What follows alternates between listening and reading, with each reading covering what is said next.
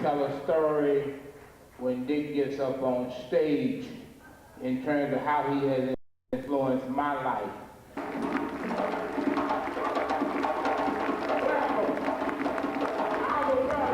Brother Dick Gregory.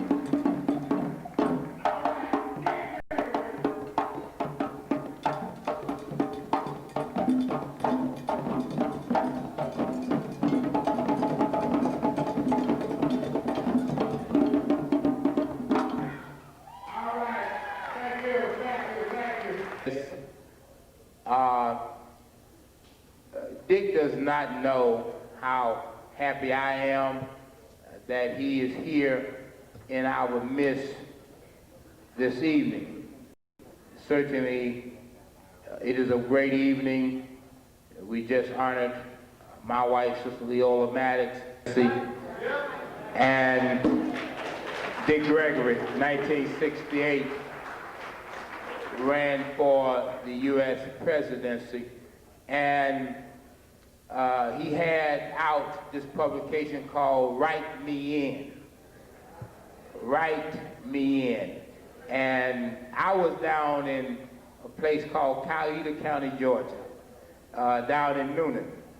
And, you know, white folks probably have never heard of anybody in Coweta County, Georgia, voting for a black man. And Leola and I, in 1968, said that the only person that we were going to vote for was Dick Gregory. And we went down to the courthouse that day and got our ballots and wrote in the name Dick Gregory in Noonan, Georgia. And he only got 2 votes out of Coweta County. That was me and my wife. But it caused a major stir in Coweta because they wanted to know what 2 Negroes in Coweta County dared to vote for Dick Gregory. And it was the first time that I had an opportunity to vote for a black person. And I loved every bit of it. I loved every bit of it. Don't let them tell you that you threw away a vote by voting for someone like Dick, because we made a powerful statement back in 1968 made a powerful statement. And when they get the returns and they start seeing how in little places like Coweta, that Dick Gregory picked up 2 votes, it has a tremendous impact. And I've always loved the brother from way back. And you know, life is such where people never know the kind of impact that they've had on other people's lives, you know, and what they have done and how they have influenced it over the years. And going back from that time on, whatever Dick said or whatever he wrote or whatever it was, we were always in it. We've always loved him, and this is a great evening here at the Oberia Dempsey Center, Brother Barty. This is a great evening. I'm glad that you came out to hear some wise words. I was getting a little bit worried about you. I know you call yourself a poet, but you don't know everything. I said I have to take time out for people, because I know everybody here is family, Dick, and I have to take time sometimes to chastise them, because they don't do me right all the time. Come on down, Barty. You need to be on the front row. That's right. Come on down. Yeah, you need to be on the front row, my brother. That's right. Get on the front row. I take my whip. You need to be on the morning bench. That's right. Sister Irie, glad you brought him. All right, come on down. But we are very pleased to have him. We had an opportunity when we were over at the Masonic Temple, having your son come over on several occasions, and we also were very supportive of him during his ordeal. Get this brother back, you know. But Dick is doing. He is really one of the great persons of our times, and we're all blessed to be able to say that we were here with him. I want us one more time to stand on our feet and put our hands together and holler from the top of our lungs. And let's give it up as we introduce our keynote speaker for tonight, Brother Dick Gregory.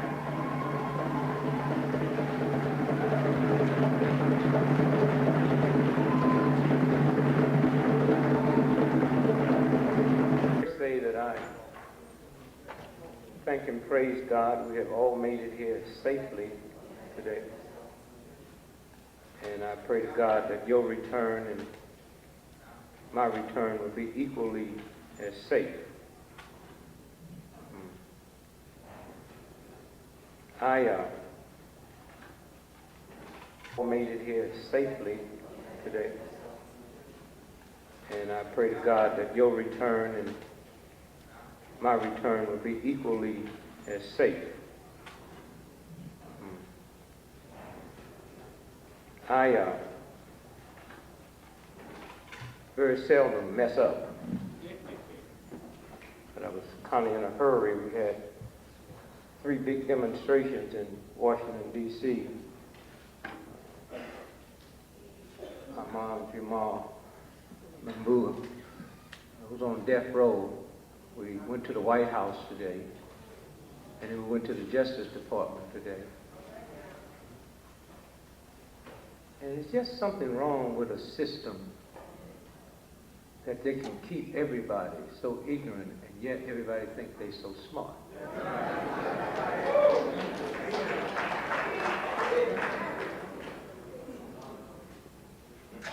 That shooting that happened in Philadelphia with Jamal. Philadelphia at that time was one of the few cities in the world where a cab driver could carry a gun. So he legitimately had a legal gun. His gun was a .38. The cop was killed with a .44. That shouldn't even be debatable. I mean, we run around asking for a trial, that shouldn't even be debatable. They should have to explain how a .38, because I tell you one thing, if a cop gunned down a black, and the cop had a .38 and the black was hit with a .44, it wouldn't be no question that the cop didn't do it. And then we left there, went out to the state capitol in Annapolis, Maryland. Police brutality. And then by that time I got behind in my vitamins, and so I was rushing. So I said, well, I'll just take my vitamins after I finish speaking. And so I said, but I think I'll hit a little ginseng real quick and open up my little ginseng and pop that. Not till a few minutes ago did I realize I made a mistake and took my Viagra.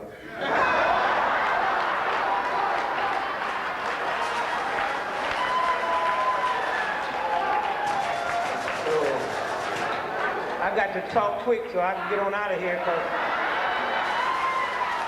when that stuff kick in, y'all talk about we do anything for Brother Dick. We'll see. Brother Dick don't need no money. Everybody take care of Brother. We'll see when that stuff kick in.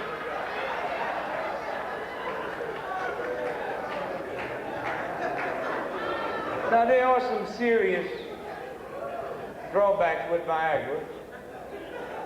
Sometimes you can't get through that scanner at the airport.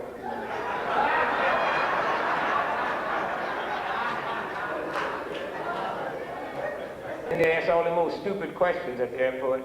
It's been with you all day. Did you pack it yourself?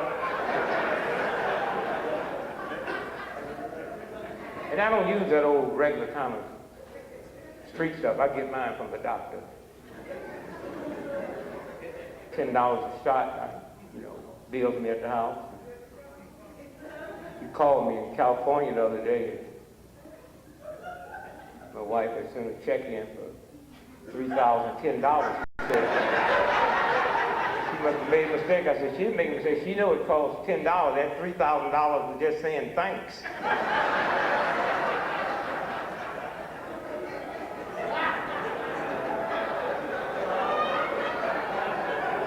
And then after I got here this evening, I almost didn't make it because these cab drivers have got so upset here lately. I was right down the corner, walking, just sneezed and raised my hand. 20 cabs said, come on, we'll take you. I said, I don't want a cab. Get on in here, boy. It's amazing what fear do. And fear and God do not occupy the same space.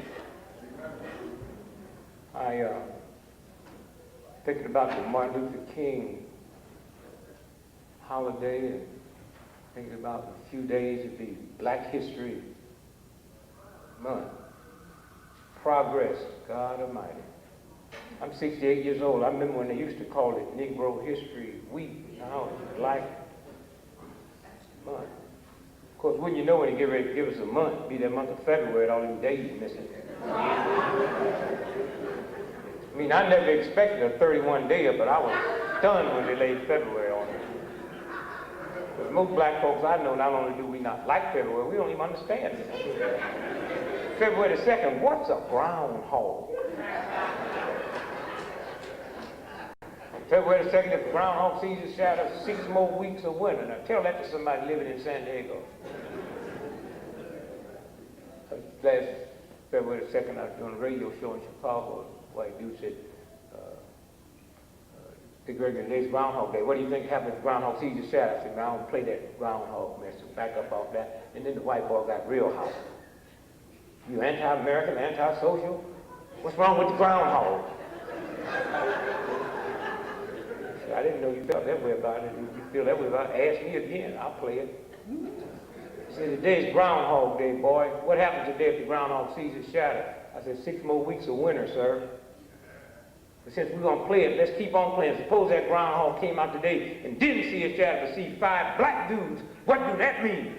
The boy got nervous and said, I don't know what it means. It means 6 more weeks of basketball, chum.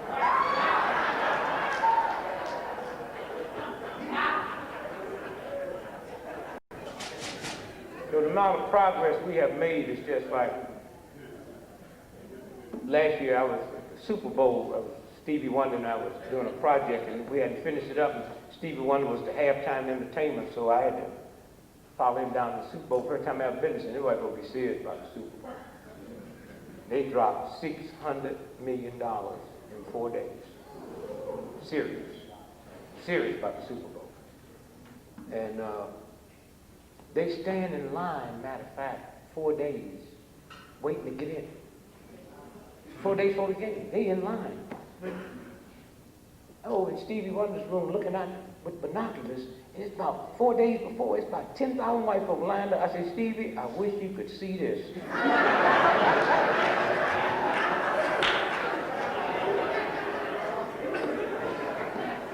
The second day, about 10,000 more showed up. They still got 2 days to go, and they still there. It was in Miami, and they shorts, you know, and barbecuing, but they just happy, just waiting on the gate to open. And the third day, about 40,000 white folks standing in that line waiting to get in. And then the last day, they opened up the gate at 12:30, and about 11:35, here come a brother. And I said, Stevie, I'm glad you came. I really believe this brother's gonna walk to the front of the line. I mean, these white folk been standing in that serious line for 4 days, and the brother, he clean too, got on a suit and, you know, serious shoes. He ain't got none of them Nikes and them tennis stuff on. And sure enough, the brother walked to the front of the line, and I just didn't even want them white folk grab him, and sick, burly white boys, and threw him about 70 yards back and stomped on him, and the brother got up and just brushed his stuff off and went right back up. I said, what kind of drugs can he be on? And 10 of these white boys grabbed him and knocked him down, just stomped on him, and he got up and brushed himself off again, looked at him and said, look, y'all want to get in here, you better be cool. I'm the brother with the key. I'm in charge now. Huh? The game. But you really have to see, if you're going to live in a sick, insane country like this, you got to pay attention. And that's the problem. Some of y'all so busy being mad, so busy rapping, you ain't got time to be quiet. And just pay attention. You can't trick the universal self.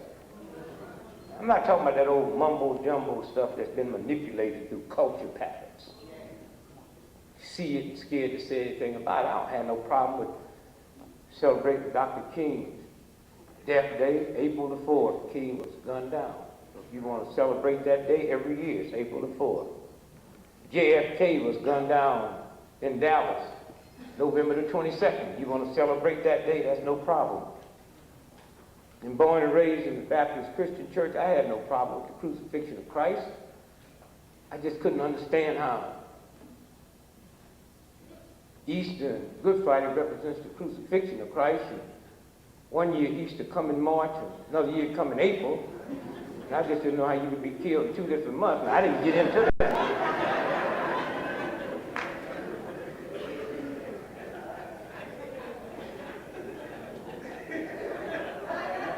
Then when I started peeping at the good books and saw that 3,000 years before Christ was born, the pagans were celebrating Christmas and Easter.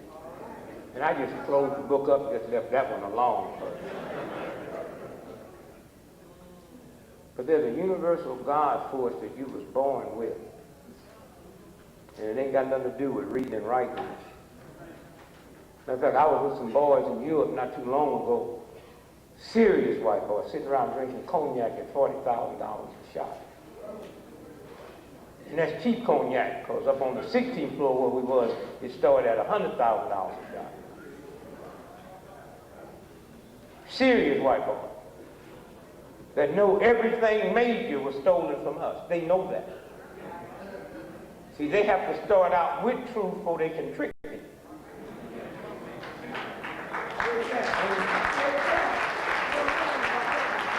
And they were discussing the fact about 2025, there'll be no such thing as reading and writing.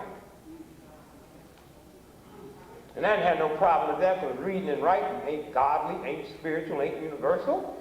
How is it I can leave here and go to Tokyo tonight and I don't understand what they saying and can't read what they wrote? That's a game they play. I go to Africa and run across Africa look more like me than me. I don't know what they saying.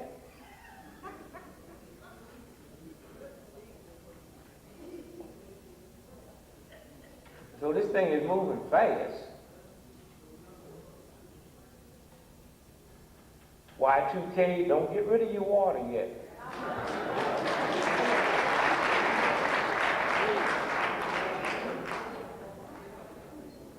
Matter of fact, if they pull off what they gonna pull off, just water ain't gonna save you. All right.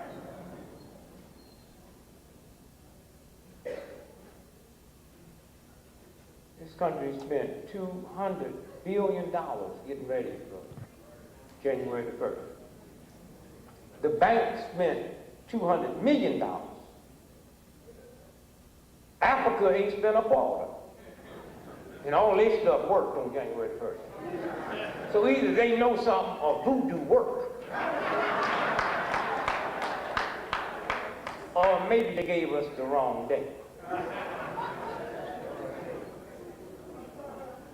Because right tonight, the Pentagon has a $50 million Y2K war room. So y'all go and play your game. The FBI cannot take no time off till after March. United States military, division after division after division, has been in place.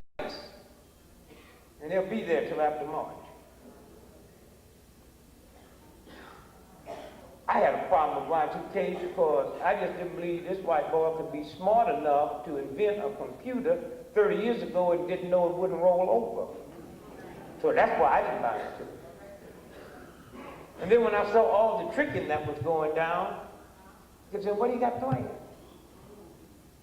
And now they made big announcements yesterday that the computer, credit card computers, y'all hear about that? That messed up. And so you say it's going to start billing you twice. So I call my credit card people and say, well, when will it mess up where I won't get no bill? How y'all going to tell me y'all got a computer that go out, but it go out in your face?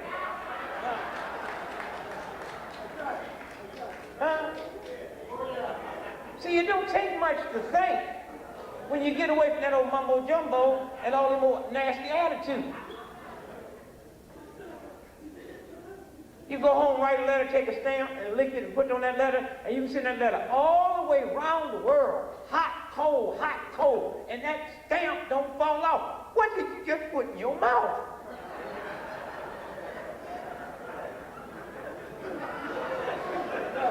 What did you put in your mouth that you can send all the way around the world, and it won't come off? You walk down the street long enough, your laces are untied. What is on that stamp? And the people that deliver it, they not friendly, they just toss it. And the stamp don't come off. And you just...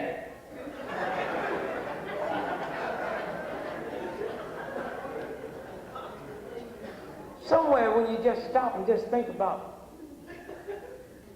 the game. And sometimes you get so wrapped up in the thing. First, there's something got to be wrong with all of us to choose to stay in a filthy, degenerate, ungodly, unspiritual country like this. So then if you're going to stay here, you prepare yourself. If you're going to live up north in the wintertime, you don't get none of them old lightweight pimp outfits.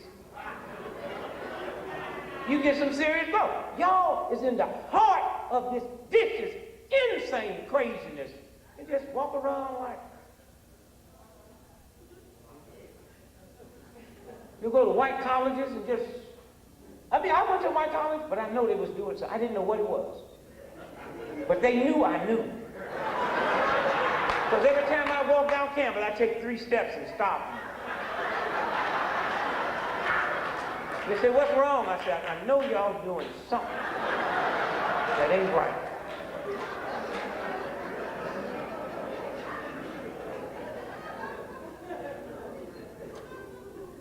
You got, and they, I mean, they right in front of your face, they do it.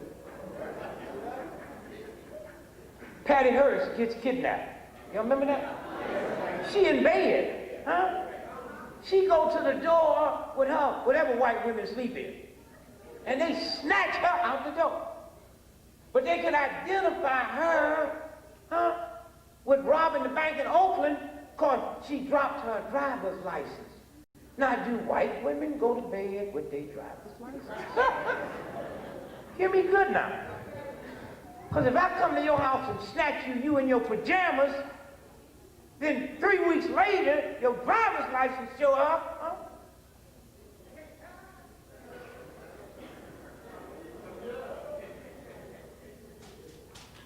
Oh, you see that old Cuban mess? If that little white Cuban boy would have been black, they'd have threw him back in the water where his mama died.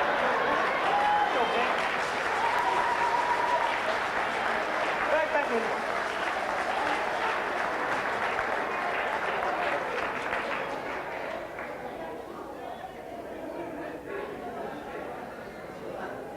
Time magazine last week, 2 weeks ago, picked Man of the Year. White boy, Amazon.com. Did y'all see that? Here. Here's a white boy ain't made a profit since he been in business. $300 million in debt, and he the man of the year? I called Time magazine and said, y'all just want some pictures, some folks ain't got no money, why don't you go to Chicago to the housing projects and put that whole housing project on the cover?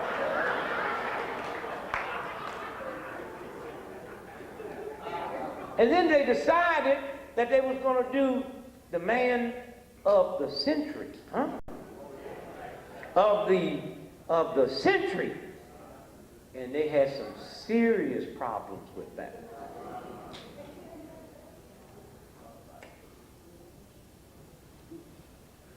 Hitler kept winning. Jesus was second. Huh? This country y'all choose to live in, if you're going to live here, you better, huh? So then they said, well, let's take Jesus out because he really wasn't here this century. And then Hitler got all his votes. But that shouldn't surprise nobody black, because when they sold OJ's t-shirt, jersey, that white boy took it and burned it on the courthouse steps. And you know he wouldn't have burned Hitler's jacket. If they find Hitler's jacket, huh? They would put it in a museum. And so you better listen to that God-given consciousness. That's the one that won't fail you. And so they picked the man of the century. Huh? Einstein. And man, it's what y'all need to do. Y'all need to make y'all up a real-time copy. You know how you do it? And this is the fake one. The real one is put Dr. Martin Luther King's picture on.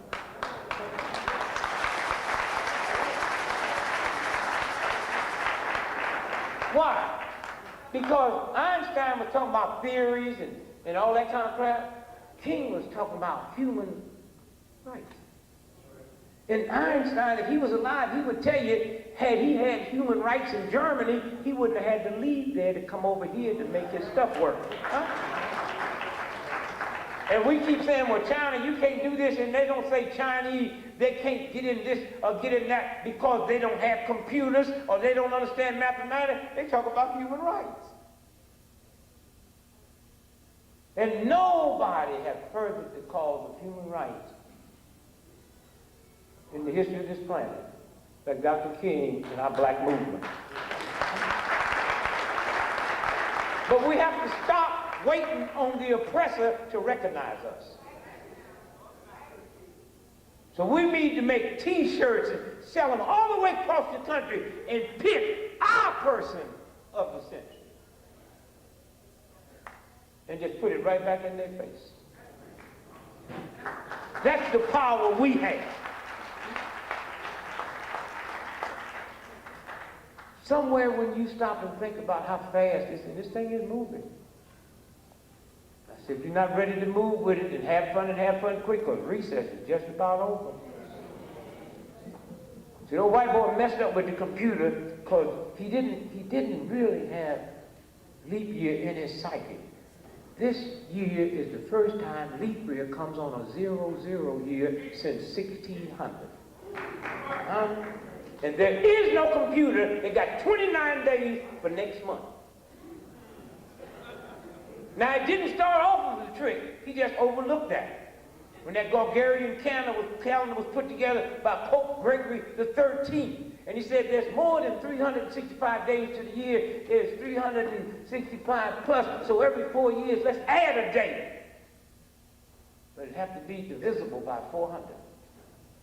And then that's when you get the leap year. And when they put the computers together, the fact that leap year haven't fell on a 00 since 1600 and it won't fall again after this year to 2400, they wasn't aware of that. And that's what they worried about. That's what they worried about. And I'm watching, I'm shopping. I went out and spent $30,000 on Neiman Marcus. I'm shopping till I know I'm waiting on it to fail. I'm buying stuff for black folks I don't even like.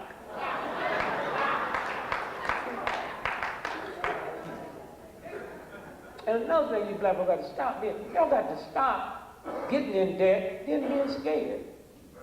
You got the stuff, you should be happy. Y'all run around talking about reparations, you got it.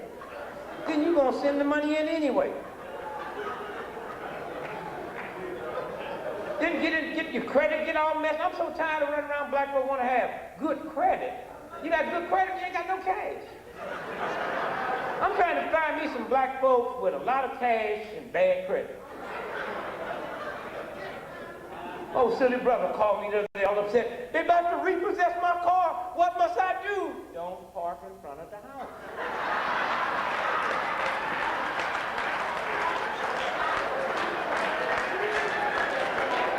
Car green, painted red.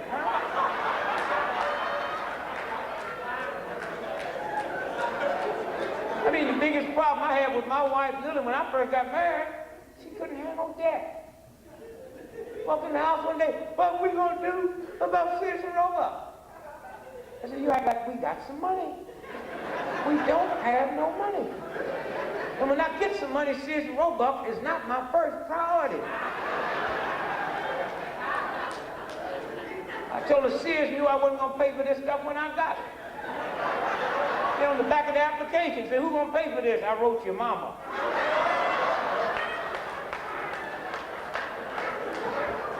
But I walked in the house 2 weeks later, I thought my wife was having a nervous breakdown. She's screaming and hollering and waving this letter. They did it. I said, baby, what's wrong? They did it. She says, Roebuck, final notice. I looked at final notice. Thank God we won't be hearing from them no more.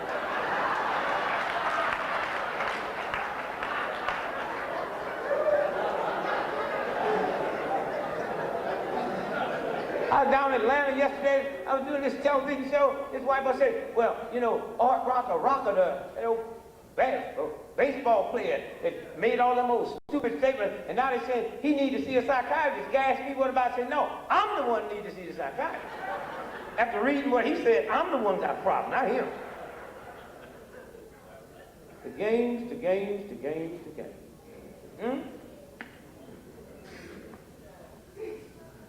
Somewhere. And I just thank this organization and what you all are doing in the United African to live in this city here. And y'all really double-cross black folks all over the world. But y'all got people outside here thinking New York, if you just get to New York, you got it made. You get to New York, you get shot.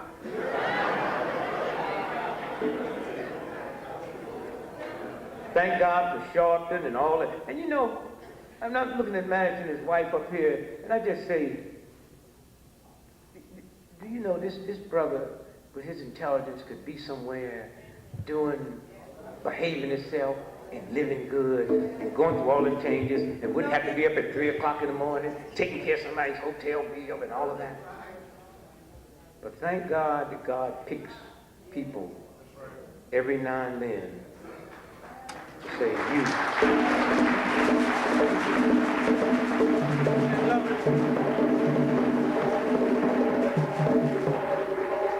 And every time these white folks in this town get ready to do something wrong, they got to think, what's old Maddox and Sharpton going to do? And as bad as the cops are here, if it wasn't for movements like this here, they'd be worse. They'd be worse.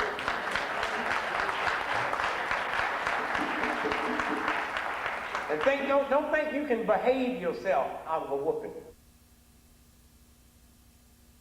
You can educate yourself out of a whooping. PhD, y'all look in the mirror and see your children intelligent, speaking French and all that. They see nigger when they see you.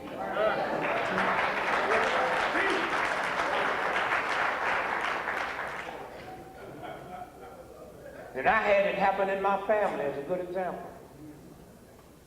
My baby son, I tell people all over the world, there's 30 brilliant minds on the planet. He's between 1 and 3.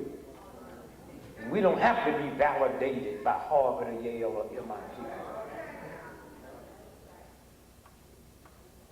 He went to Phillips Academy High School. We paid $25,000 a year for him to go to high school at the time when Harvard was just charging $19,000. That high school he went to, at the time he was there, had produced 12 presidents. Since then, Bush become 13 presidents now. At one time, 85% of the people that controlled the Fortune 500 went to that high school my baby went to. He leave there and go to Howard University, have one of the highest grade points in the history of School of Finance. He graduates on Saturday. One of my daughters graduated from Georgetown Law School on Sunday. They told me and my wife, they said, in 35 years of my husband and I running this, we've never seen a legal mind like your daughter. 6 months later, neither one of them had a job. Y'all gonna play your games if you want to. Y'all go on and believe you can educate this thing away. Y'all go on and believe you can smile it away. You can behave it away. And so like Maddie said, you know, black folk love me, so I made a phone call here and collected some IOUs to win the Foster. Will you please get these 2 punks out of my house? Anybody can get 10 children out of college. I got them out the house. You got to be a genius to do that.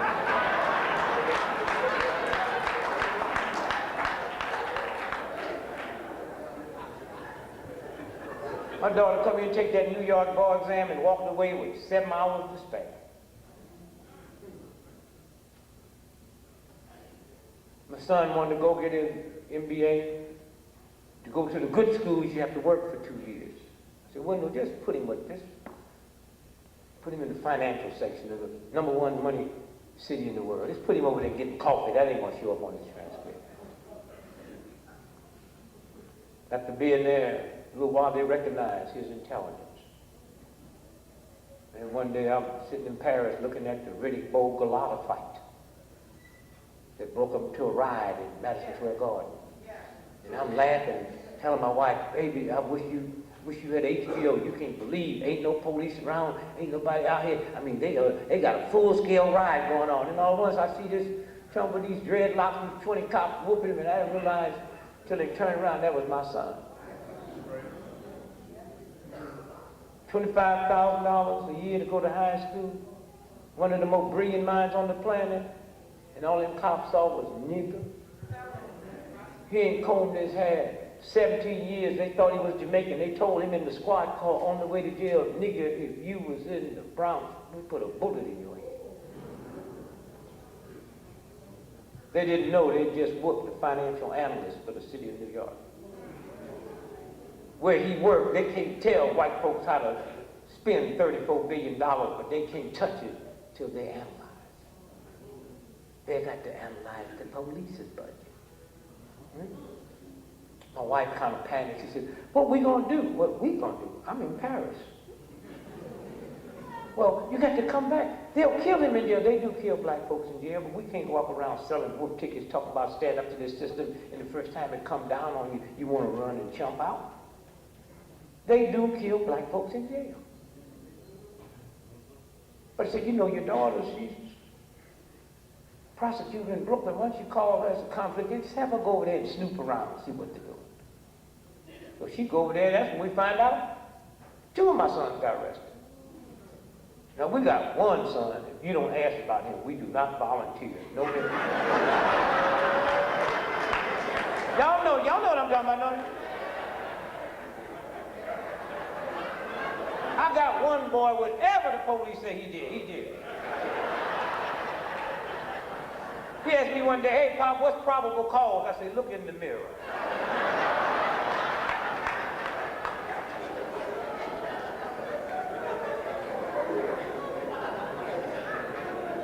And they had all kind of charges trumped up against him.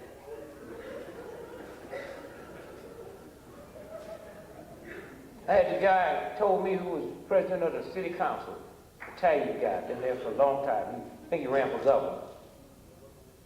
Ex-cop. Told me I never thought I'd see the day I'd be on the other side of the men in blue. But said, that son of yours, ain't no way in the world he could have done. Not the one I know, the things they said he done. And then all at once, they start finding out where they'd messed up. And then all at once, it was this organization that stood by my two boys every time they went to court. This organization. Every time they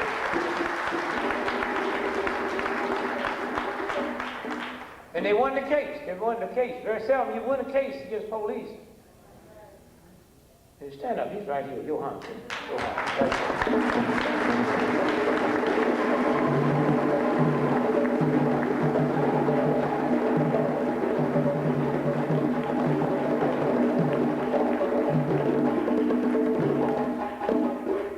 So I just want to personally say to Brother Maddox and this organization, I thank you. It's a heck of a thing when you're out there marching for other people. It's a hell of a thing, boy, when it comes in your house. One thing I like about this white boy, I mean, he's so cold and he just don't feel no pain. I mean, Frankenstein just thought the girl didn't want to go to prom because she didn't have an outfit. It didn't dawn on him that he was ugly.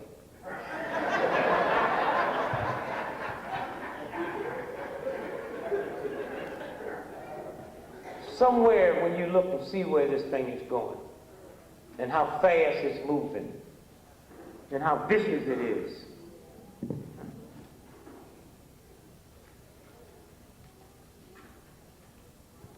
Here's a story that broke. I read about $600 worth of newspapers, magazines every week. This story only ran in one newspaper in the whole country. New York Daily News. Serious story. It's about one of the most celebrated psychics that ever lived, Gene Dixon. And I remember reading an article 30 years ago that somebody just sitting around didn't have nothing to do and got to checking out her predictions. And they said that every prediction she made that was pertaining to nature, earthquakes, tornadoes, bad winters, she was wrong 99% of the time. Said every prediction she made that could be carried out by people, she was right 100% of the time. And then the story broke. Psychic was on FBI's payroll. And it goes on to say that her job for Hoover was to dirty up the black movement and the anti-war movement. And 18 months before Kennedy was assassinated, she had in her column, President must be careful in Dallas. You damn right, because the people going to kill him gave you the information. Then when he gets hit, they go back and say, oh, Gene Dixon predicted that. That's how vicious this country is. They got people running around believing the spirit done touched her. Pope go all over the world blessing folks and talking about poverty and what we got to do. He ain't never talking about priests ripping off them little boys' booty.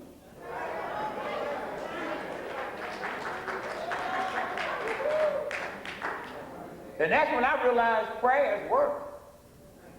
I don't know what them priests be doing when they be ripping them little boys off, but I know they got to be praying. I listen to God, I know what I'm doing is not right, because this is a child. But I'm not going to ask you to forgive me, or don't let me get caught. Just fix it so they won't remember it for a long time. And it worked. Dude be 90 years old, walking down the street with his wife and start hollering, ah! What's wrong? Father O'Malley ripped me off when? In 1904.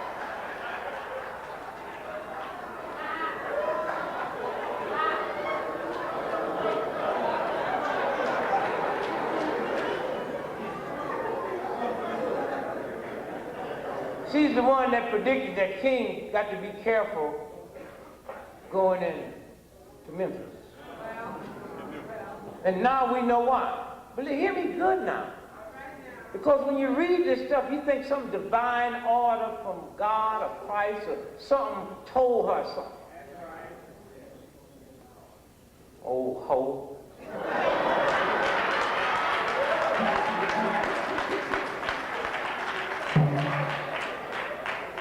Queen Elizabeth ain't nothing but an old hoe.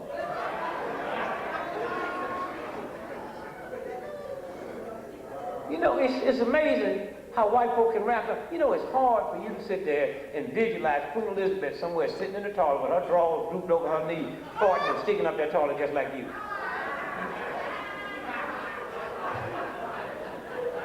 There is no such thing as a queen's doo-doo. It's all the same. She might be burning some good incense.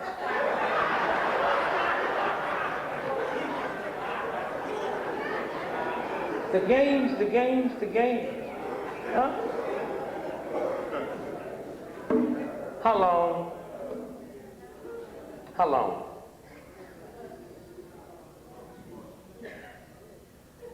Under the Freedom of Information Act, they had to admit, have an article in the Memphis Commercial Appeal, March 21st, 1993. Army feared King, secretly watched him. Spying on blacks started 75 years ago. This is the headline. Huh? And they go on to talk about they started watching King when he was in high school. Huh? So don't think they just killed him because he just started bugging some white folks. Huh? They started watching him when he was in high school. The Army, the United States military.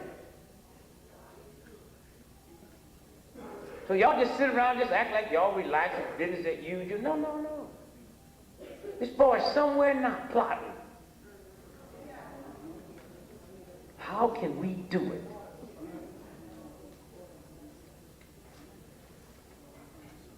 Somewhere. You got to listen. You have to listen to Brother Bill Cosby gave $20 million to Spelman. Didn't promise he gave it to him. Nobody's ever gave that kind of money. 3 days later, big headlines, the white boy on TV guide, he gives $50 million to United Negro Congress. He didn't. He pledged $50 million if they raise $50 million. Well, that's like not giving up. Nothing. And even when they like you, the big ones, you got to be careful. Oh, you couldn't be loved in this country by white folk no more than Bill Cosby. I mean, anytime they let you advertise tapioca. I mean, that's that white boy pudding. But y'all got to be careful. Because sometimes you think you're seeing one thing, you're seeing something else. They gave Bill Cosby a great show. He was a doctor, wife was a lawyer. 98% of white folks in America before the Bill Cosby show had never seen a black doctor. The most trifling black, ghetto, thug, dropout. We got black doctors in our family. 98% of white folks in America before the Bill Cosby show had never seen a black lawyer. So all it was, they see a black doctor and a black lawyer. A black doctor that never goes to the clinic, never deals with a patient, never deals with the sick. A black lawyer that never has a client or deal with a case or deal with justice, just sitting around the living room woofing with the children. That's not what black life is about. When white boy put on a dress, they call him a cross-dresser or a transvestite. When they call RuPaul a beautiful black woman, sisters, they say they fixing to kill you. And any of you black women can look at that thing on television and think he's a beautiful black woman. God is telling you, you really gotta like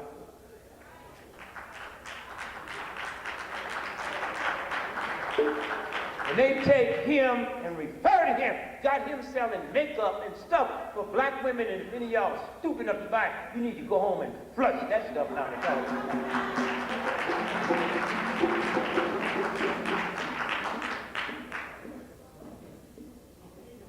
And then Bill Cosby made one mistake. He said, I want to buy NBC. And the boy ain't had no peace sense. The boy ain't had no peace sense. Because he could buy it. NBC, owned by General Electric. CBS, owned by Westinghouse. Them two companies alone make 87% of all the weapons on this planet that kill people is made out of them two companies, and they gonna give us the news?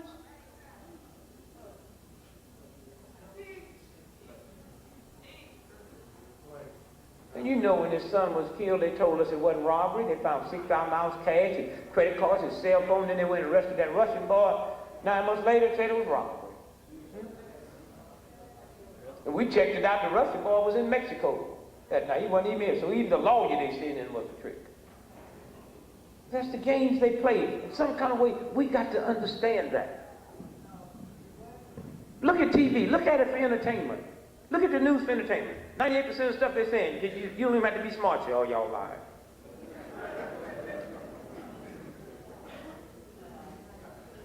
Say the O.J. trial, the trial of the century. And nobody said, well, wait a minute. What about the Nuremberg trial? What about Brown versus Topeka, Kansas? And if there was going to be a trial of the century pertaining to black, it looked like we would say, we'll pick it. Not you all. If we have had to have the trial of the century in the last 10 years, it wasn't in California with O.J., it was right here in New York. In Long Island, the dude that shot them people on, they said shot the people on the train. Colin Ferguson. He's your hero.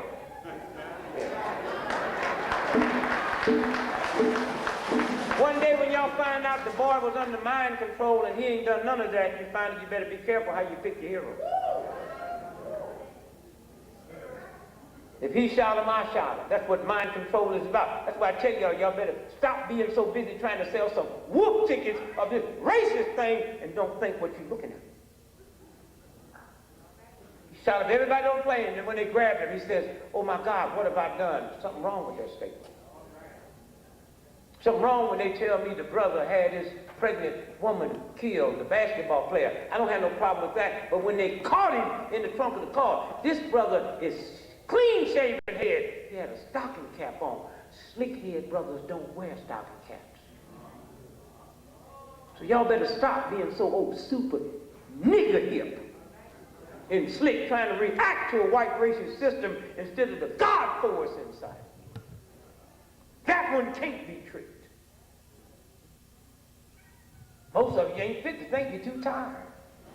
Working 3-4 jobs and ain't got nothing.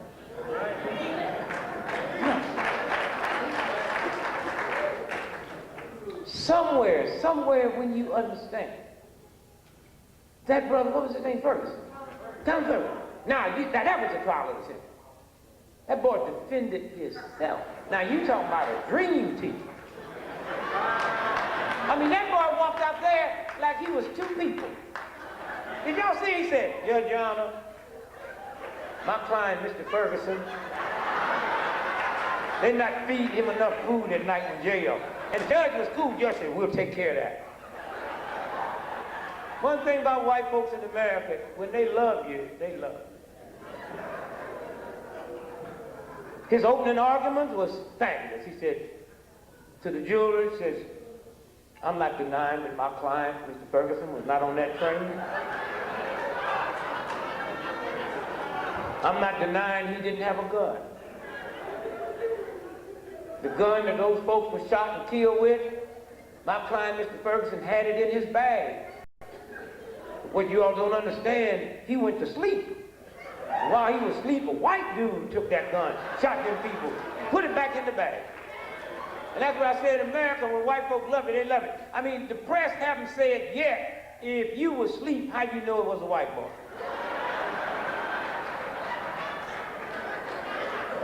And boy, when he was cross-examining, this one white girl had been shot 6 times.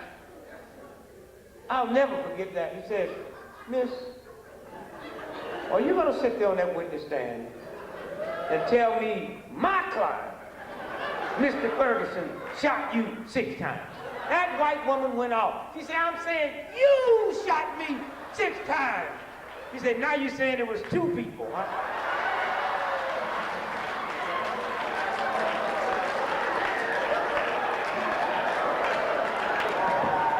Somewhere.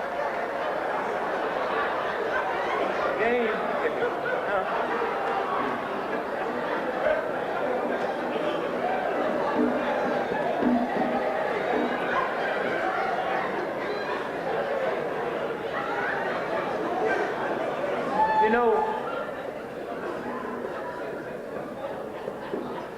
one day you just have to sit by yourself and just ask yourself this simple question. What is black on black crime? I don't understand why y'all upset at black on black crime. If we all went to China tonight, who do you think killing Chinese in China? And if we went to Italy in the morning, who do you think killing Italians in Italy? And if 98% of the white folks in America that was murdered last year was murdered by white folks, if they're not talking about white on white crime, why are you talking about black on black crime? You kill where you live. And if you don't want black folks killing black folks, then join the NAACP, the Urban League, that's it. And all of us integrate this country. And I guarantee you, if I'm living way over here in this white suburban neighborhood, my old lady make me mad enough to want to shoot somebody, I'm not going to jump in my car and drive all the way back to the ghetto and shoot you. I'm going next door and shoot my white neighbor. But understand this system now. Jesse Jackson, he can go all over the world and bring hostages home, and he's just a nice guy. He go down there in Illinois and get to dealing with some black folks up. He's doing it for publicity.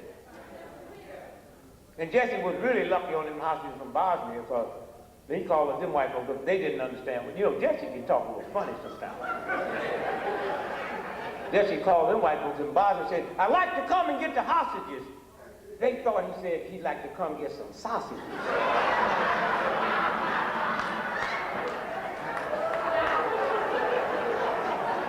They didn't know that boy was talking about hostages until he got over there. So they said, well, okay, but take them both, the hostages and the sausages.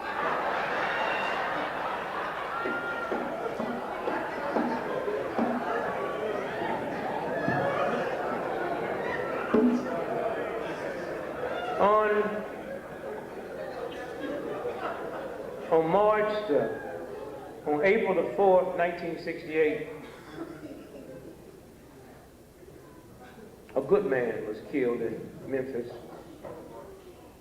by a wicked, evil, nasty, insane government. But if this planet lasts 10 billion years, the only reason America will be mentioned will be because of Dr. King and that movement. That's the only way America will ever be a footnote, will ever get her name mentioned. I was at the trial in Memphis. I want to show you all quickly, explain to you why that jury of 6 blacks and 6 whites after 3 hours came back and found that white boy guilty of conspiring to kill Dr. Martin Luther King. And they went further than that. And they also said there was some co-conspirators, black folks, unnamed, that was involved. I want to show you a little 3-minute clip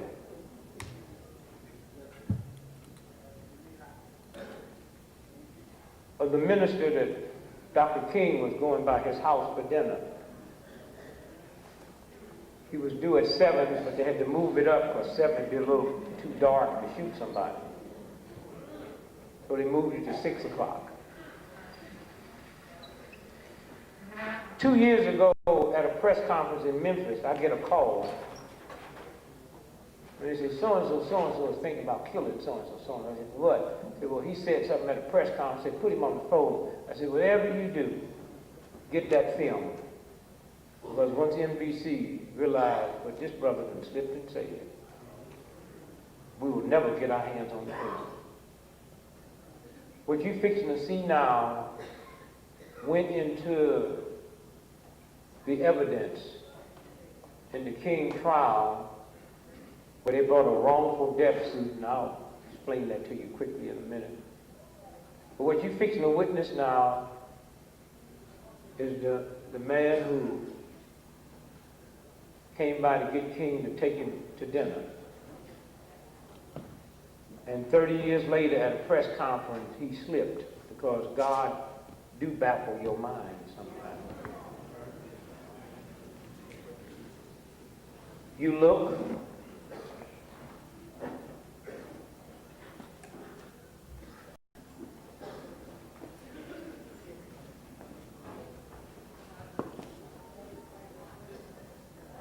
some of the activities are geared especially for the young who did not have a chance to get the feel or to know what the civil rights movement actually was about.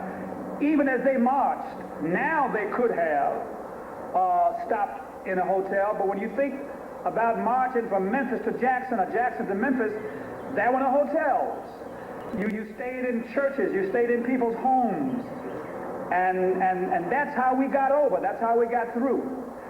The struggle was a spiritual struggle. You couldn't pay people to do what we had to do. You couldn't pay people to stand before mad dogs and fire hoses and billy clubs and cattle prods. It was strictly a spiritual and moral movement.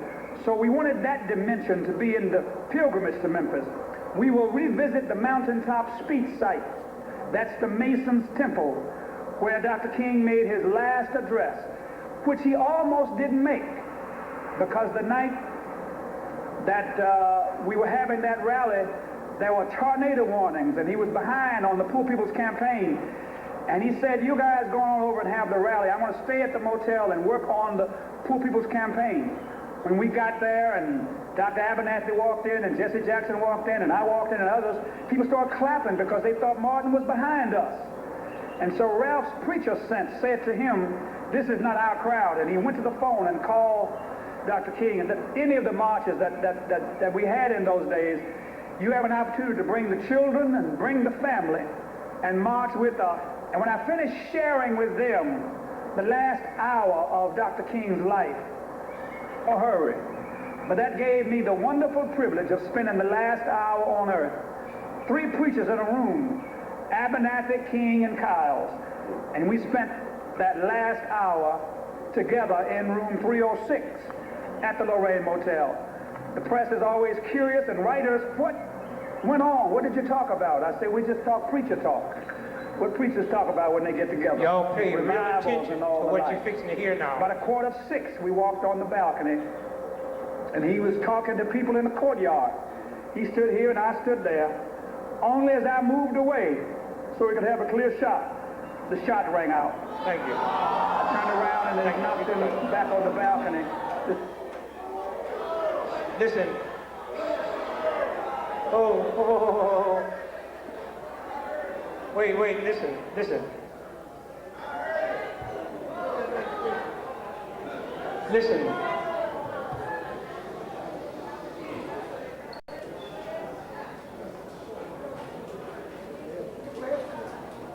30 years later, this brother never realized that he would slip and say that.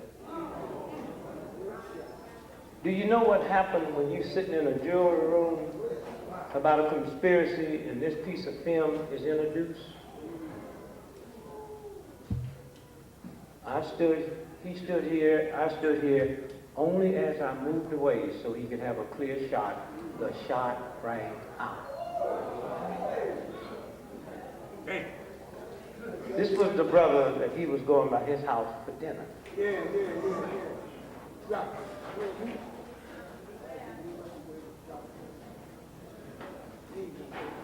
Now, to my brother Matty, you will have a copy of this tape. I'll get it back to you. And what you should do is make copies. See to it, because this is a very valuable. And And y'all need to send this tape to people all over this country.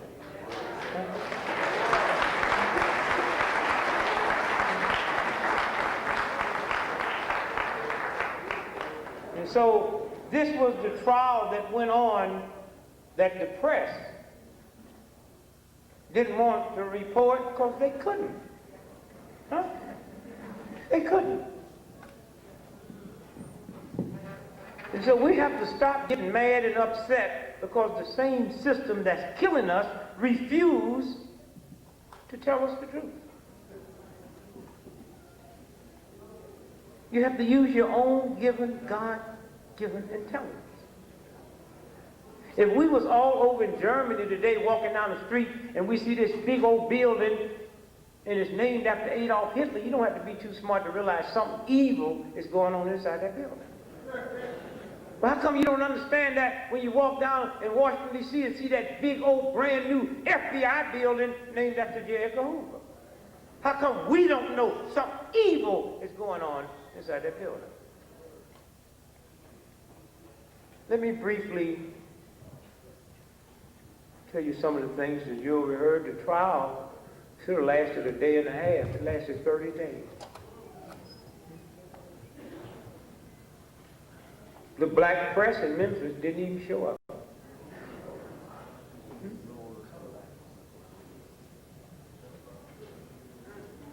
Let me tell you how this trial came about. About 6 years ago, a white man named Lloyd Jowers, who probably, now this is just my philosophy, who probably was told they're fixing to blame the King murders on you.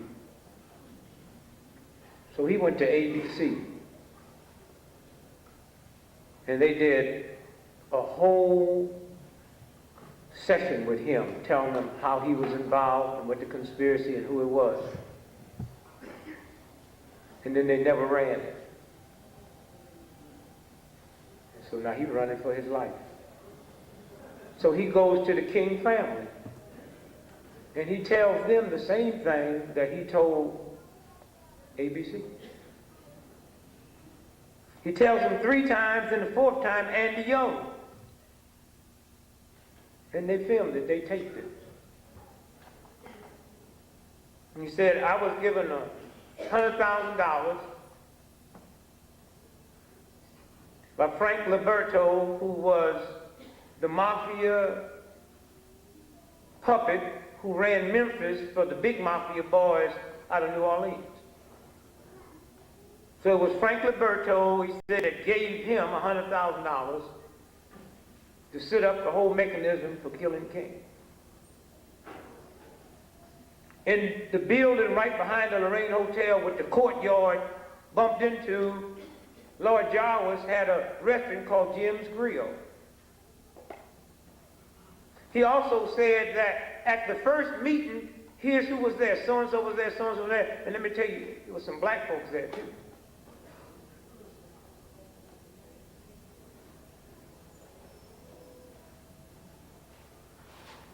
The black man in the very famous picture that was leaning over Martin Luther King, Merle McClellan, he was there at the first meeting. We didn't know at the time his job was to do 2 things. One was to point everybody in the wrong direction. It was him that pointed and said the shots came from there. Not only was he an undercover cop, he was so undercover that his paycheck didn't even come from the Memphis Police Department, came from the utility company. And now tonight, as we sit here, he's a CIA agent. His other job was to infiltrate a little group of little juvenile thugs. They call themselves the Invaders. And y'all got to be careful about what y'all join just because they're yelling and screaming about Whitey. Y'all got to be careful about what kind of evil, nasty black folks you get around that want to go blow up something and then wonder why you get arrested on your way there.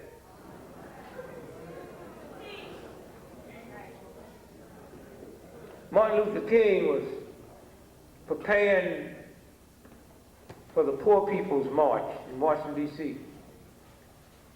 You had many senators and many Congress people said, we don't think he should come here because we are afraid of the amount of violence that will be created. Martin Luther King's answer to that was, I've led demonstrations, there's been violence, but it wasn't on our side. It was people attacking us. Now, if I'm going to be blamed for that, then there's something wrong. So they decided that they would create a violent situation. And Merle McClellan, the undercover Memphis cop, had also infiltrated the invaders. And it was when King came in for one day to lead that march. One day. To lead that march. One day. And it was their job to see to it that it broke into a ride so King could no longer say that I've never led a march that led to a ride. And that was to force him to come back for a second march so they could kill him. And so, all at once, the King family decides to sue Lord Charles on a wrongful death suit. Not that they wanted any money, so the first time the truth could be validated and documented. See, there's a lot of people upset about the Truth and Reconciliation Committee in South Africa, but 100 years from now, because of that, 100 years from now, nobody have to say, let me tell you what those black folks say they did to them. They can't say that now because white folks came and testified under oath that this is what we did. Because of this trial, no longer will anybody be able to say, these conspirators allege this to have happened. It's documented under oath. They subpoenaed the captain who was over the fire station, which was across the street, firehouse number 2 from the Lorraine Hotel. 34 years later, he's 34 years older, 7 years old, fat, getting ready to die, wanting to find Jesus. So he came and raised his hand and told the truth. Would you give your name? Yes. How old are you? What's your occupation? I'm retired. What was it before you retired? It was a Memphis farmer. What was your top rank? Battalion commander. Where were you on April the 4th, 1968 when Martin Luther King was shot? Said, I was in charge of the fire station across the street from the Lorraine Hotel. Did you notice anything different that day? Yeah, early that morning, some people came and introduced themselves as Army intelligence. Said they'd like to go up on the roof and put King under surveillance. What'd you do? I led him up to the roof. What did they have with them? They had large containers, small containers. What do you think was in the containers? I don't know. What do you think? Well, it could have been stuff to take motion pictures, still pictures. Could the containers held high piper rifle? Yes, they could have. And then what happened? Well, later that day when the shot rang out, they were still on the roof. So we know that the United States government not only had pictures of Martin Luther King being killed, they also had pictures of the person that did it.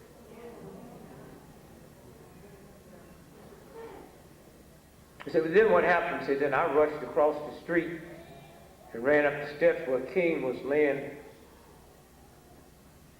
on the ground, and I helped put him on the stretcher. He said, did you get to see the wound? Say, yes.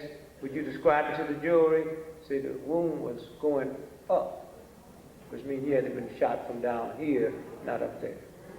He's a white man who ran the fire station, who probably 30-some years ago couldn't care if King lived or died. He's a white man sitting there saying to 6 blacks and 6 white jury that, yes, I saw the wound and the wound went this way. And the next one that testified that he had interviewed people from military intelligence to 111. The 209. The 209 is so vicious, they're scared of CIA.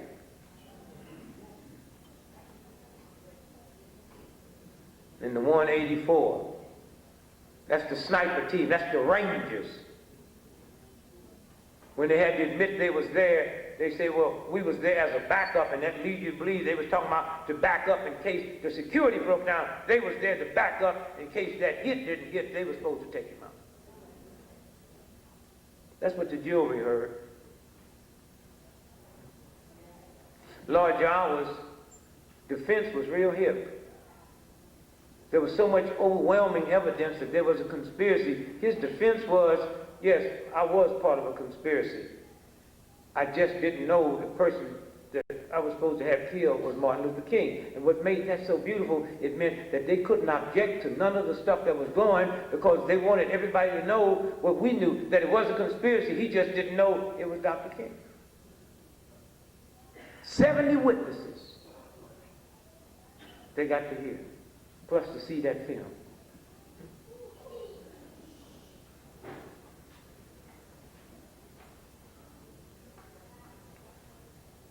They got to listen to Earl Clark's wife. Who was Earl Clark? Well, when the shot rang out, the dude who shot took the rifle and gave it to Lord Jawas, and he took it through the back of his restaurant window, and then he jumped over a concrete embankment, and there was a black cab driver, Paul Butler, cab 58. He heard the shot. He didn't know King had been hit. He got out the cab to see what happened, see this white man jumping over this concrete embankment, so he followed him around the corner and watched him get into a police cruiser. That man who shot King was Earl Clark, Memphis cop. Dead now. But they subpoenaed his wife, and she came to defend the good name of Earl. My husband couldn't have done that because he was homesick all that day. At what time did he find out Dr. King had been shot? Well, he found out over his police radio. And then what happened? He realized how serious it was that he had to go in. And then what happened? Well, all of his uniforms was in the cleaners. So I had to go get his uniforms out.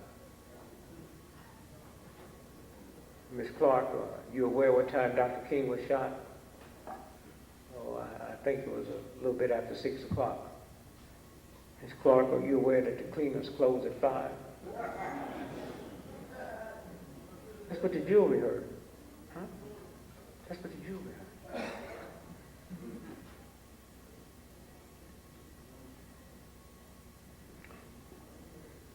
There's an FBI agent by the name of Donald Wilson. He's the one that found the Mustang that Lee Harvey Oswald was driving. He found it in Atlanta, and he found some notes in it that he said the minute he read the notes, he knew it was a conspiracy, but he called one of the numbers, this is 1968, that was on the number, and it ended up going to a nightclub in Dallas that Jack Ruby used to own, and Jack Ruby is the one who killed Lee Harvey Oswald, who was arrested for killing Kennedy. He said he got so scared he never turned it in because he thought if he turned it in and they know he'd look at that, they would kill him. This is the FBI. And this is who we have to deal with every day. Those of us out here in the movement have to deal with folks who are a white FBI agent said, I didn't turn the stuff in because had I turned it in, they probably would have killed me.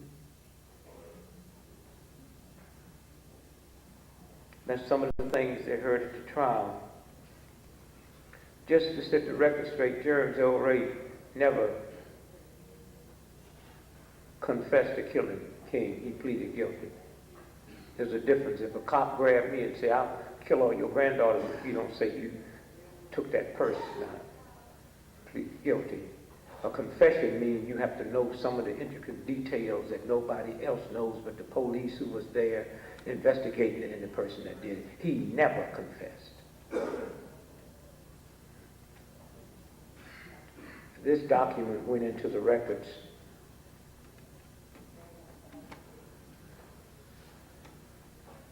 He had probably one of the best defense attorneys that had ever lived in the history of the planet at the time. His defense attorney was called Percy Foreman from Houston. Lawyers used to come in from all over the world and just go to this bar where he used to hang out and just sit and listen to Percy talk. He was James L. Ray's lawyer. James L. Ray was coming up to be sentenced on March the 10th. Here's the letter that Percy Foreman, James L. Ray's lawyer, sent him on March the 9th, 1969. Percy Foreman, Houston, Texas, March the 9th, 1969. Mr. James Earl Ray, Shelby County Jail, Memphis, Tennessee.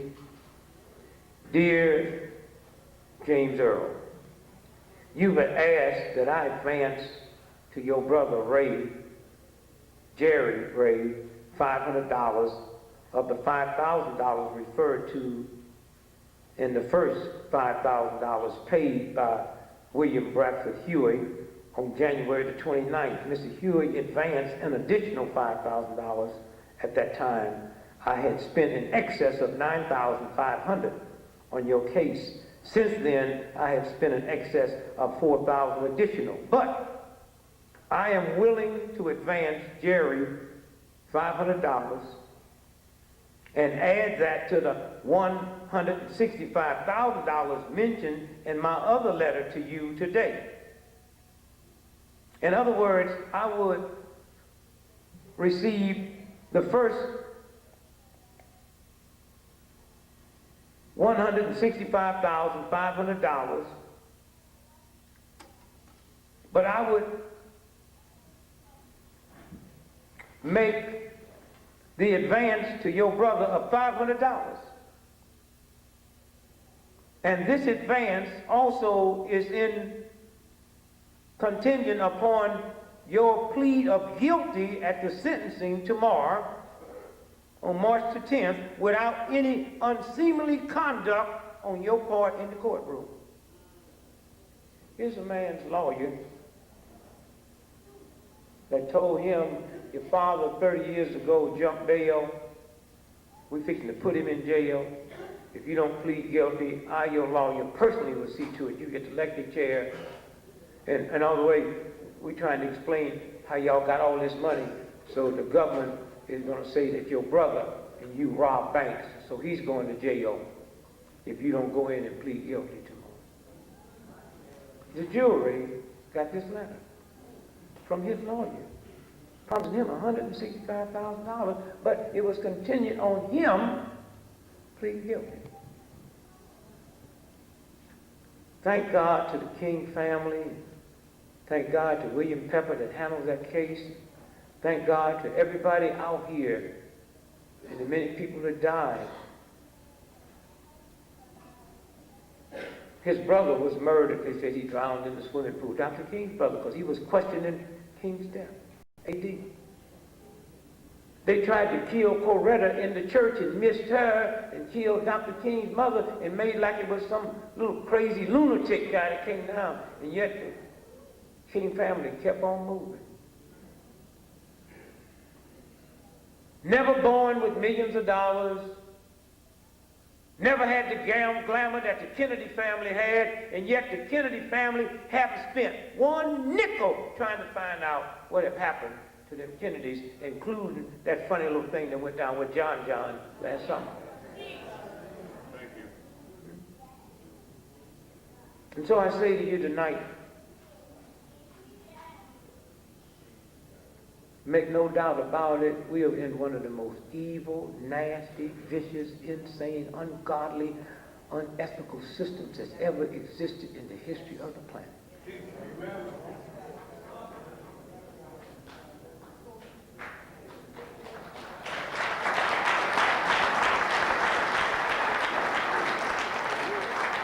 And not only will they kill black folks, they'll kill white folks that look like they're going to show us in a certain light. How many of y'all in here saw the movie The Green Mile? Thank you. How many of y'all didn't like it? Go back and see it again. I've seen it 13 times. And when you go back and really see what that movie's about, then you realize why Stephen King was hit with that truck. And then you realize why 2 months ago Stephen King had a press conference and said he'll never write again. And then you realize last Friday, this guy that got all kinds of bad records of driving went into court, one of the most powerful writers that ever lived, and got set free. And I'm going to say to you again, those of y'all that didn't like the movie, you should say a prayer that your mind will be open to see what you really saw. And those of you that haven't seen it, every day that goes by without you seeing it, you do the 70 trillion cells in your body a disservice. The Green Mile. Who saw it? You remember what the black man's name was? John Coffey. And those initials is J what? Go back and see the movie. And then read the New Testament, because that movie is the story of Jesus Christ. They just took a mentally retarded nigga and made him Jesus, and most of y'all didn't even see that, because y'all would expect a Ron Brown type nigga to be made Jesus. Huh? Huh? That white woman laying in the bed, that was Mary Magdalene. Y'all go back and see it. Those of you who didn't understand. Jesus Christ wasn't healing. He was pulling demons out of people, and he cast them into pigs, and the pigs went crazy. In that movie, he pulled them demons out and cast it into that pig cop, and he went crazy. Y'all go back and see that movie again.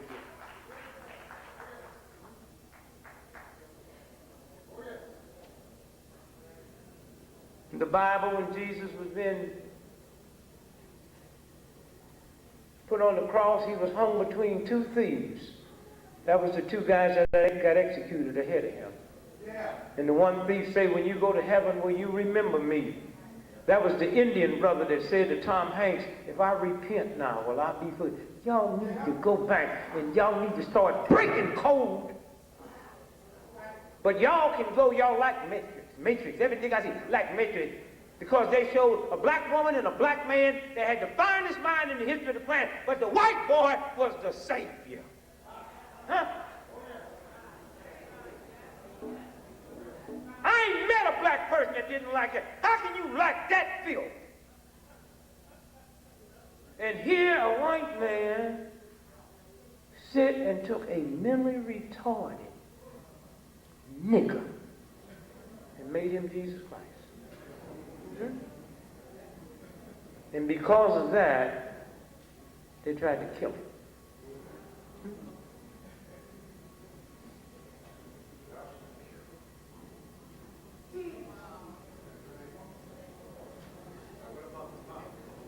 And when he said, I leave here and I join my Father in heaven. That's what the Fred Astaire piece was about. I'm in heaven, I'm in heaven. Na, na, na, na. And Tom Hanks played two roles. He was Pontius Pilate when he said, I can open up the door and let you out. And he was Judas. Huh?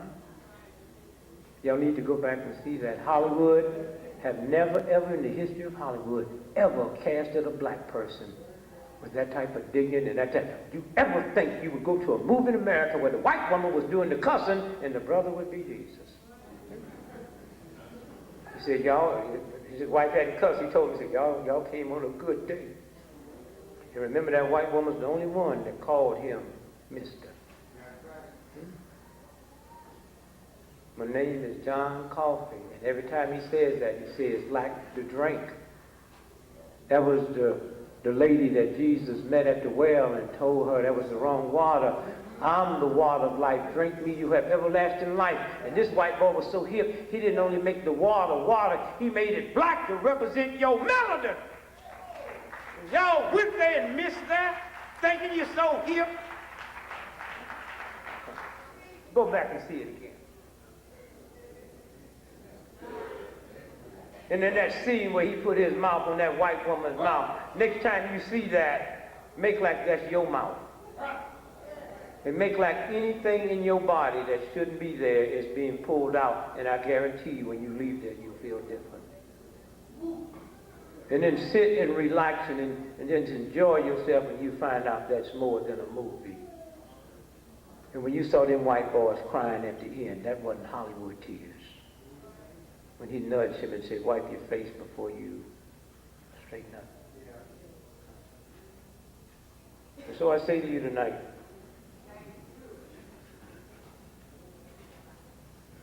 we got a big job, but our job is made easy. Because all of those who have died ahead of us, and they haven't stopped anything. When I think about this movement here, when I think about what you all do here, when I think about how safe I am coming to New York now because y'all want to see me. Yes.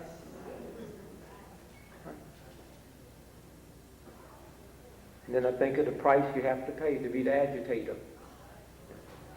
What a hell of a price. And you even pay a bigger price if you're sick enough to have to be validated by the New York Times. But ain't a comic on this planet that they should talk about like me. I changed the whole thing. But I don't need their validation. I changed the whole thing. The whole thing. The whole thing.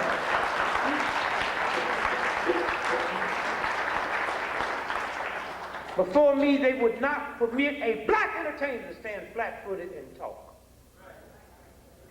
If you go back and listen to the Mills Brothers and the Ink Spots and Nat Cole, those that had a white audience, no black man back then was permitted to sing a song that suggested love. That's why they were singing Route 66 and Mona Lisa and Pennies from Heaven and all that old nature boy stuff. Joe Louis was never permitted to knock a white man out and then raise his hands like that. And all of that have happened. My brother Mattis, you suffered a lot, but my daughter, who's a lawyer here in New York, you made it easy for her. Yes. You made it easy for her.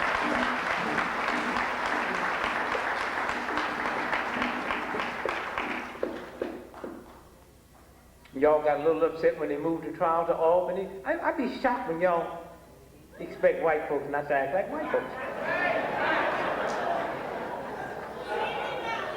I mean, some of y'all have learned of that attitude.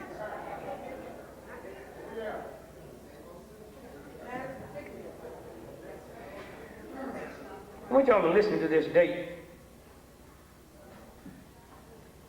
It says urgent, 1:45 a.m. Eastern Standard Time, November the 17th, 1963. That's 5 days before what? To all special agents in charge of the various offices of the FBI. This is a telex from J. Edgar Hoover that we were able to get under the Freedom of Information Act. Urgent, 1:45 a.m. Eastern Standard Time, November the 17th, 1963. To all special agents in charge of the various offices of the FBI. It says from the director, and here's what it says. Threat to assassinate President Kennedy in Dallas, Texas, November the 22nd, 23rd, 1963, miscellaneous information. That means don't be in the office that day. 5 days before Kennedy was shot, Hoover sent this telex out and called it miscellaneous information. They've been doing this for so long. And then they take their little trick magazines. This Time magazine ran the picture of Caliban. These are the boys in the cafeteria rehearsing. That's a lie. Those of you all that got too much sense to work. That's why I said I'd never get a job. A gorilla, rhinoceros, and the elephant eat more food. And one day I eat 6 months. They ain't never had a job. I said, Lord, you can take care of them. I know you can take care of me.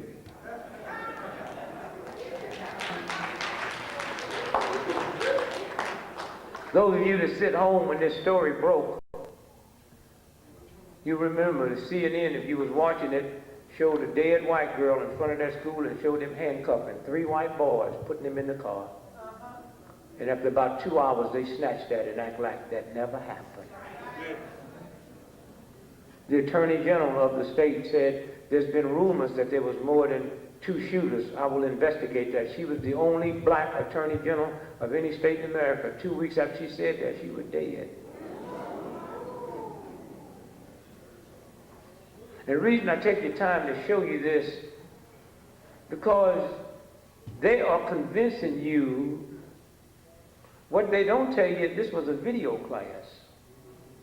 They had enrolled in a video class. Can you imagine sending a child of yours to school and they think they're in a video class and this government is setting them up? And then they have all of these tapes. They were sitting in a video class and this was a mock thing that they were supposed to have been doing. They were sitting reading the script saying, we're going to buy the gun from so-and-so, and that poor little boy that they claim sold the gun to, he ain't sold no gun, but they got a videotape where they saying they sold it, so they went in and make a deal, said, we'll give you 6 years, or else you're going to collect your check. That's how they do it. And then they cover it up because they control the press. Yeah. Is there anyone in this room that's aware of the fact that in the last 2.5 years, teenage homicide in America have decreased 48%, and in the black and Latino community, 72% decrease? But that's not what you feel, because NBC and ABC and the New York Times keep shooting at other stuff. Why do you want to look to something filthy that hates you to get your information?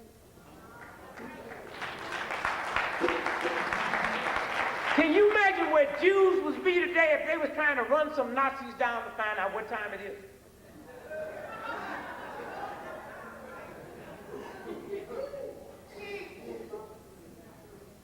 Can you imagine that, how long it would have took the Jews to get that money they picked to get out the Swiss bank had they had to depend on Swiss newspapers?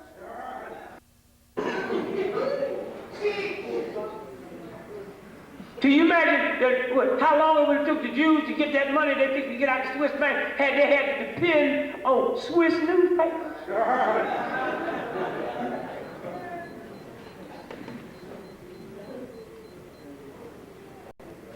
Oh, what are we going to do about our children? Every 4 seconds you've been in this room and around the clock, a woman in America gets beat up by her boyfriend or husband, and that's not our children that's beating them. That's right.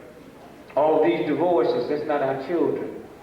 You know, you're really stupid enough to believe that a 5-year-old child of yours can reach in the refrigerator trying to find the mayonnaise and got to reach past Papa's beer and Mommy's wine, and you qualify to tell him they can't smoke a reefer one day. That's right. 67% of all the hard drugs on this planet, 67%, is consumed in America, and we're just 6% of the world's population. But with a hell of a price you have to pay for racism, and a hell of a price you have to pay to tolerate it.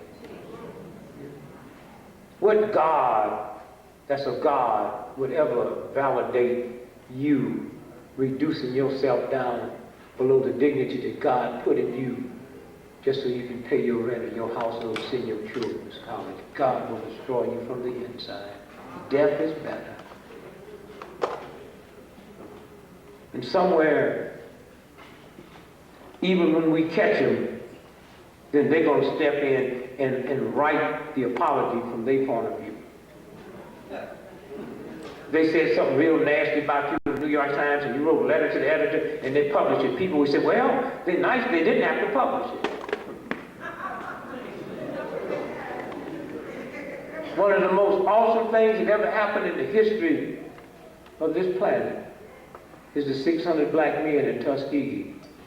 Because those wasn't Klansmen or White Citizen Council, that was the United States Government Bureau of Health and medical doctors that said, we're going to give you a shot so you won't catch a cold this winter, and they injected syphilis in them. And even after they got caught, even the president brought the men this last year to Washington to apologize, and not one black or one white have ever made them account for the black women that had to get syphilis, because if you get 600 black men syphilis, what about their wives and their girlfriends? And it's like, you don't even count. And we black folks haven't even demanded that they give an apology to my woman. If you give me syphilis, I got it. If I give it to my woman, every baby that comes through that chute got syphilis. Do you know what they did to my woman down there? In all the books you read, not once is she mentioned. We got to stop after we catch them, let them write the protocol. The strongest two forces in the history of America has always been the black woman and the black church. Always. That's why both of y'all are under attack.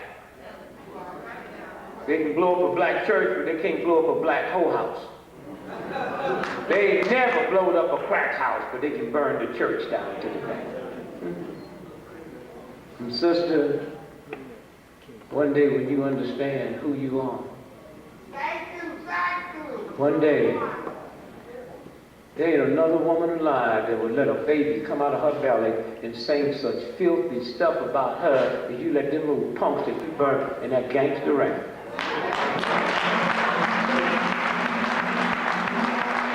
And he got nerve enough to go by that filth and then idolize them. If they ever do one paragraph of that filth about a Jewish woman or Irish Catholic, they'll die that day.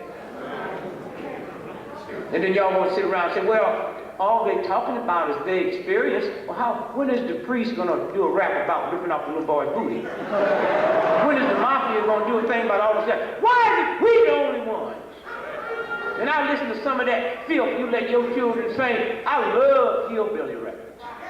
I never thought I'd love a hillbilly record. Y'all need to go buy your hillbilly record, listen to it. That white redneck cracker ain't never said nothing derogatory about his woman in his song. Huh? You listen to it. It's always he was doing wrong. When I listen to black men, I caught my baby in bed with my best friend. It's always you doing wrong. Listen to them hillbilly records. It's never her. It's always him. Not another man on this planet says the filthy stuff about his women. And y'all be dancing to that stuff. And at some point, that got to stop. Some point. More black women was gunned down last year by police in this country than any other time. And I don't think it's a coincidence it happens on the back of gangster rap. And one day when you listen to that gangster rap, make like you're a white that live in Australia. You ain't never seen a black woman, you just heard gangster rap.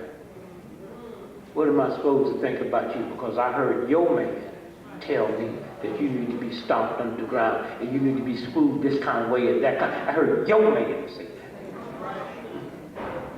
And y'all sit and tolerate that filth. Tolerate it. Like you some insignificant wimps, like you don't have no power. But we need to come together one day and march on the record and say, oh, stop it right here. Nothing's gonna break. But you can do things you want to do, but we put such little value on black life. And that's what police brutality is about. Why do you think black cops we have by the thousands have never handcuffed a white? Why do you think black cops ain't never shot a white boy 41 times? You think it's because they more spiritual than white cops? You think is they better trained? No, they got enough sense to know white folks ain't gonna tolerate it. And once we put this country on notice that never again are we gonna tolerate you gunning down our children, our mothers, our wives, our daughters, our husbands, it's not gonna stop until then. And then this white boy, he's so smart. You can't find nobody that know a black, that can tell you in the brutal days of Mississippi, you couldn't pay a redneck to mess with a black man's car because something come over us when you mess with our car. Why do you think a cop in New York ain't never shot a black person's car? Why you think they never hit your car with their billy club? Because they know you tolerate them busting your little child upside the head or shooting your grandmother, but don't mess with your car. Is something wrong when I have more fear of my enemy than I have love for my children?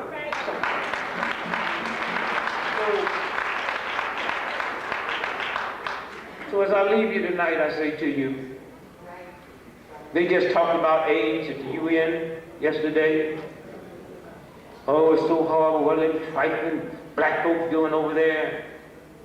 The Washington Post, which I call the #1 paper in America, because out of Boston, 63% of all mortgage money in America come out of Boston banks. That's where the power is, not here in Boston. And if any of y'all ever been to Boston, go there and hold your breath until you see a Rolls Royce. You won't see none. Because super rich people don't need them little trifling nothing cars. That's just for folks that's insecure. 3 different days, headlines on the front page. AIDS and the African. AIDS and the African. Oh, what's wrong with them? Well, let me tell you something. My oldest daughter, when she was working on her doctorate at the London School of Economics, me and Hosea Williams had been halfway around the world. I said, hey, come here, let's go see this little chump daughter of mine. Spent a week with her, and God so blessed me, walking down the street one day, the front page of the LA Times, Monday, May the 11th, 1987, smallpox vaccine trigger AIDS virus in Africa. AIDS epidemic triggered by smallpox vaccine. Huh? And then they go on to talk about the AIDS epidemic may have been triggered by the massive inoculation campaign which was used under false pretense of eradicating smallpox. The World Health Organization, which masterminded. Huh?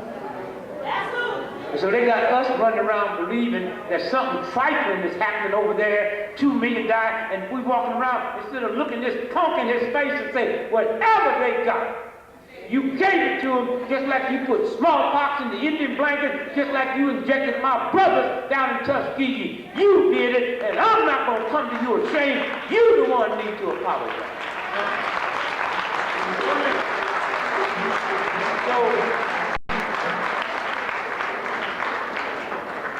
So I'll leave you tonight,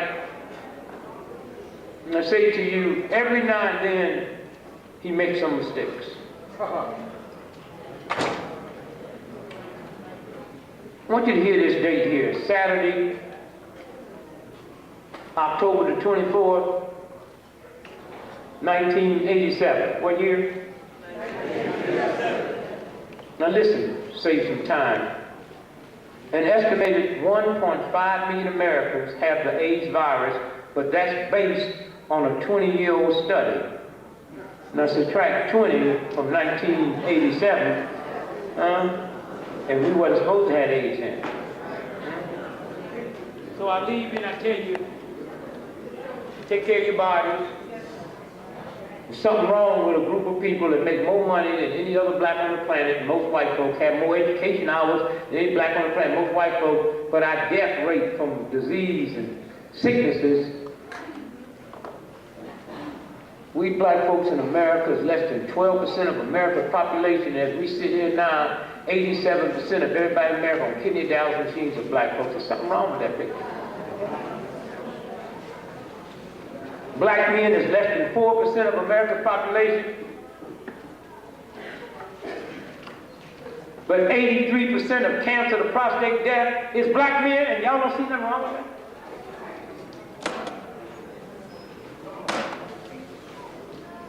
So I leave you tonight and I say to you, take care of your body. Try being a vegetarian. You tried everything else, it don't work.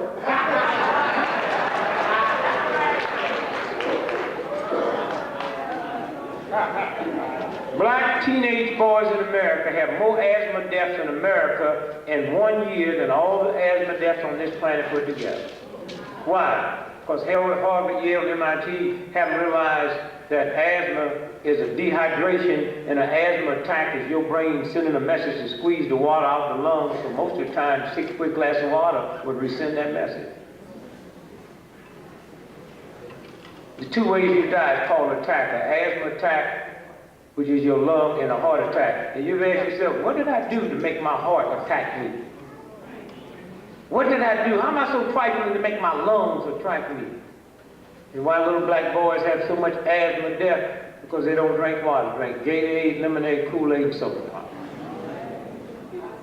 And all y'all that run around here smoking them reefers thinking about people come to me from all over the world to clean them out. I can clean you out in 18 hours. I don't care how long you've been on heroin or cocaine. Take me 6 months to get reefers out your body. Look here, I didn't come here to scare y'all out of nothing. You do whatever you want to do. At least just know you're doing it. I used to smoke 4 packs of cigarettes every day. I didn't know cigarettes cause cancer. Then I found out I quit.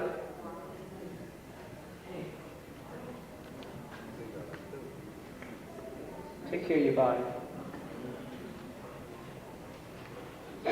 How you spell live? L-I-V-E. If you put an R on it, you got what?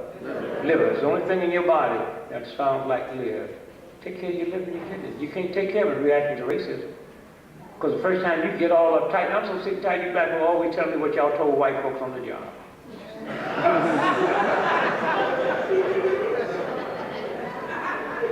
You see, every time you get uptight over a racist situation, get angry, you tear up your liver and kidneys, not the clans.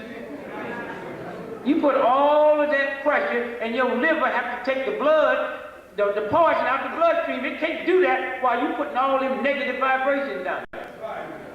So what a lot of you black folk need to do that ain't gonna do nothing, you need to go hire y'all some white folks. Pay them. And put them on the balcony and come and just cuss them out once a week. And that get rid of all that frustration, take that pressure off your kidneys. Let's cuss them out. And when y'all go to the doctor for 6 months and find out you ain't got no blood pressure, you should get in white folks a bonus. But just go by there and just call them all kind of honkies. Big redneck, no good, cracker, honky, honky, honky. Honky, honky, honky, honky, honky. I'd rather for you to put it on your payroll to mean you're going to live longer. Instead of always want to come and tell me how upset you are. I don't want to hear it. Somewhere, I beg you to take care of your body, get into physical fitness. Don't sit there and lay in that bed every day, the time to go to work, and then wonder what happened to your heart, wonder why you got all this pain. Get up out of bed in the morning and walk. Walk. Walk. Y'all stay in bed the time to go to work. I'm telling you, just try it. Try for 1 week drinking 8 glasses of water a day. Just try it. Try it. And then try getting up 3 hours from time to go to work. And you know what happens? You get up 3 hours from time to go to work, just sitting around the house, melting out and cool. You be so mellow and cool, you won't even go to work. After you do that 3 days in a row, you don't have to go to work.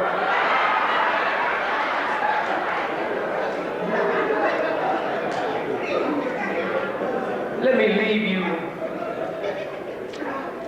with this.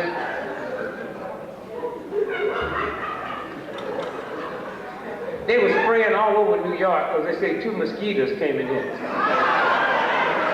from Africa.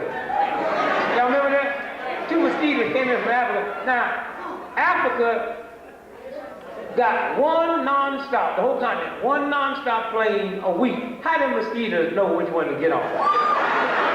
And if they didn't get on the non-stop, why didn't they get off at the first stop? And while we was watching them spray y'all here, they was spraying all over the country. That's what this flu thing is about. That's why people who even had the shot still end up with the flu. You can beat it, just drink a lot of water. That orange juice you drink, that orange juice, you got to get fresh oranges. That orange juice you got, I got to Florida for some orange. They brought me a can of Libby's. That came in on the same plane I came in on.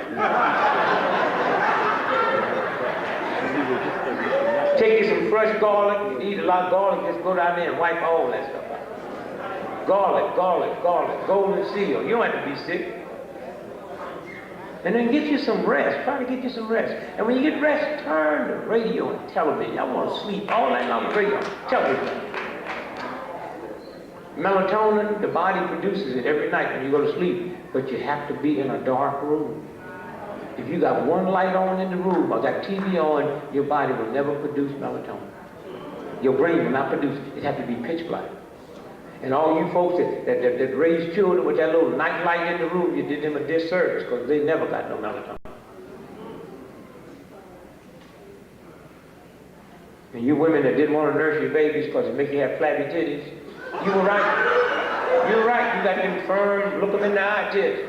But the babies is flat.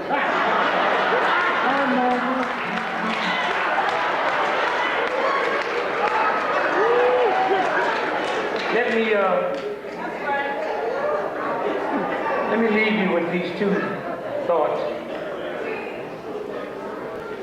In Oklahoma,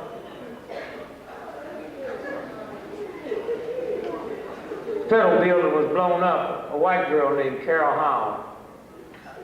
90 days before the explosion, she was an undercover agent, the FBI, alcohol and tobacco. She went and told them the 7 folks that was going to do it in the exact day. And when it happened, she didn't know they was part of it, so she went to the press. They indicted her. And luckily, some good lawyers came in. She's not in jail tonight. I want you to hear this real good. The Washington Times, April the 22nd, 1998. Only paper ran this story, this little 4 inches. FBI pays mortgage on Nichols' home. Denver, the FBI made mortgage payments on Terry Nichols' home after he was arrested for the bombing of the Oklahoma. They're paying his mortgage right now. And it says the spokeswoman for the Justice Department said she did not know immediately why the government was paying the payment nor how much it was. They never denied they paying it. All them explosions in the World Trade Building, those are the United States agents. That old blind Muslim guy, how you gonna come in my country without a passport or a visa and blind? And customs can't figure what you want to do. Just aim me towards the World Trade Building.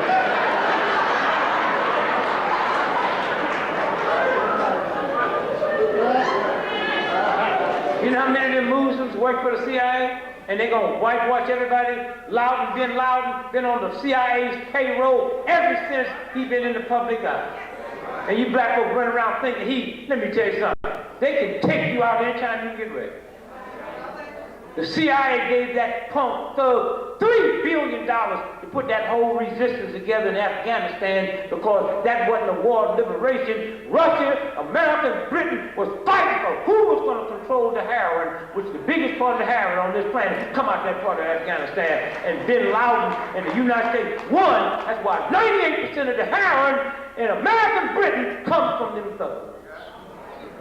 And bin Laden's daddy is the one that put Bush and his boys in the oil business. That's what that's about.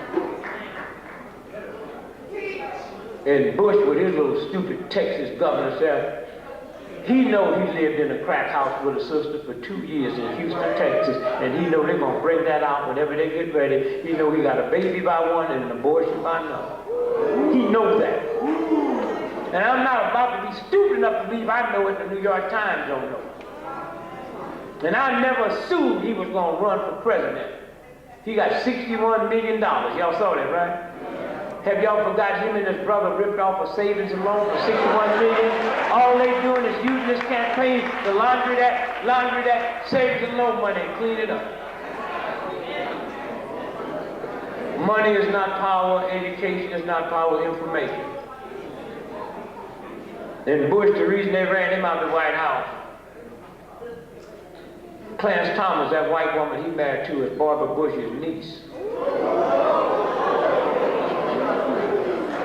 And she probably said, you told me you was going to take care of my sisters. And he had to listen because Barbara Bush is worth about $20 billion. George, this little chump change he got. People say, I don't know what he see with that funny white hair. He saw green hair.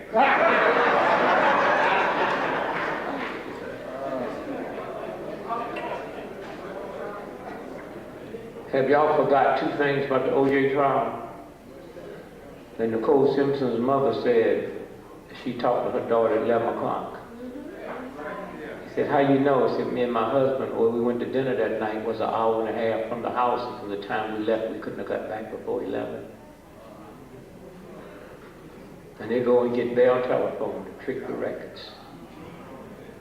But there's one original record in Texas, and there's some folks I know got a lawsuit trying to force that out, and once that comes out, everything changes. Have y'all forgot that they said Nicole Simpson put up a hell of a fight because she had skin under her fingernail? God is a good God. The Russian spy satellite just happened to have been over the West Coast during the O.J. Simpson murders, and they filmed it all.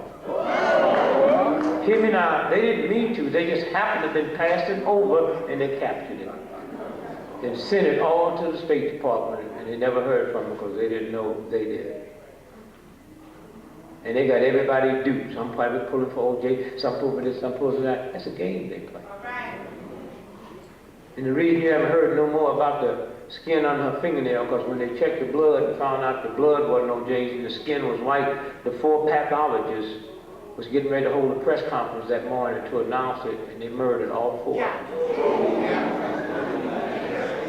Only one paper, no television, no radio news, one paper, the Miami Herald.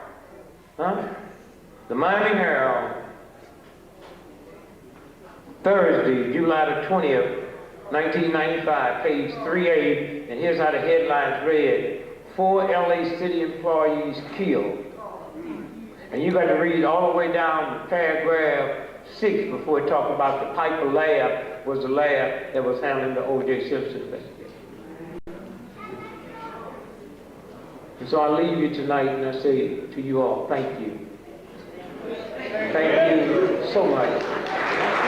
I love you. God bless you. Peace be with you.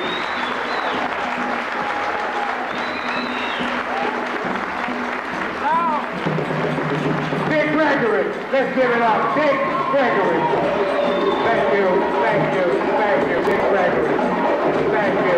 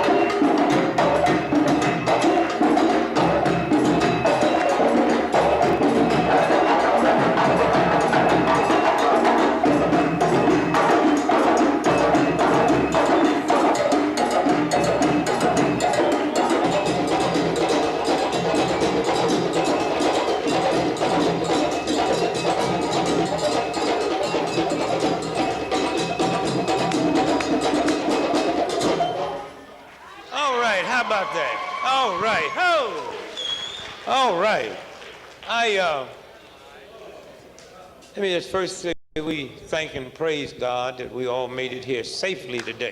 I pray to God that your return and my return will be equally as safe. Secondly, let me just say, I didn't know, that it got this cold here in New York. I didn't realize how cold it was till I got off the plane today. Little redneck white boy looked at me and said, "Nigga, why don't you get on back to Africa where you belong and take me with you?"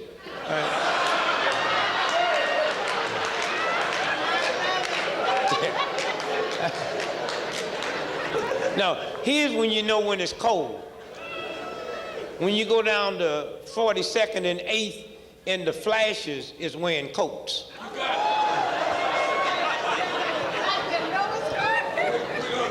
They just down there describing what you would see if it wasn't this cold, right?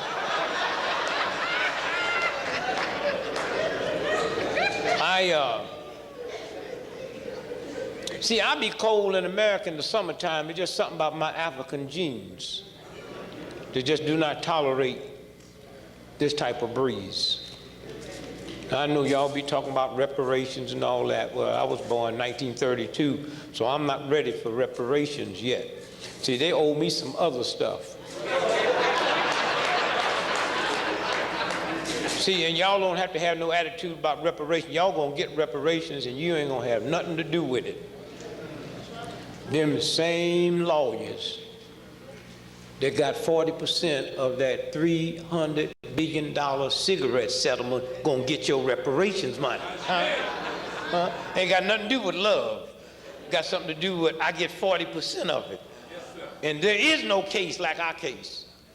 And they got these computers now where they can reach back, prorate from the time they snatch, and we're gonna get all of it. Just, pain that you caused my mama when you took me from it. Oh, they're gonna be there.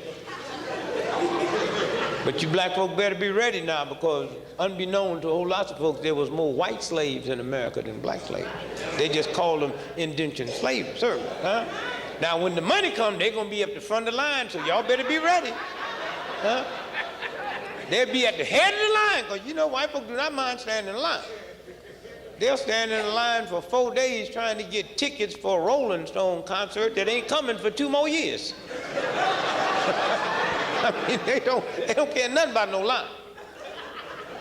But now, y'all go and get your reparations money. See, before I even get to that, I just want this man to understand. And you hear these old silly people talking about, well, why do they want me to pay? I had nothing to do. Nobody asked you to pay, fool. Nobody asked the smoker to chip in on the cigarette settlement. The people who made the money paid it. You smoke cigarettes, that's cool. That's what you want to do. You don't owe me nothing. But the company that put it out here gonna give me my money. The people who made money off slavery. That's where we gonna get the money from. So I'm gonna tell you, y'all go on down there and get y'all's.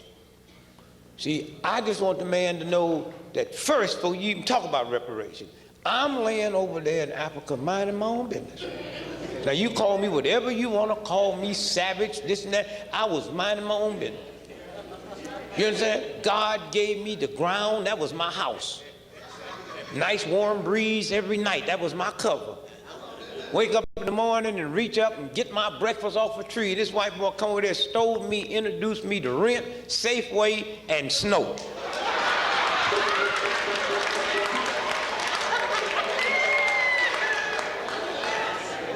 Now, I want that. That's the first debt you're going to settle with me. That's where every time y'all look around, y'all know I make good money. Every time you look around, but every 10 years, they're repossessing my house. I just don't like to pay note.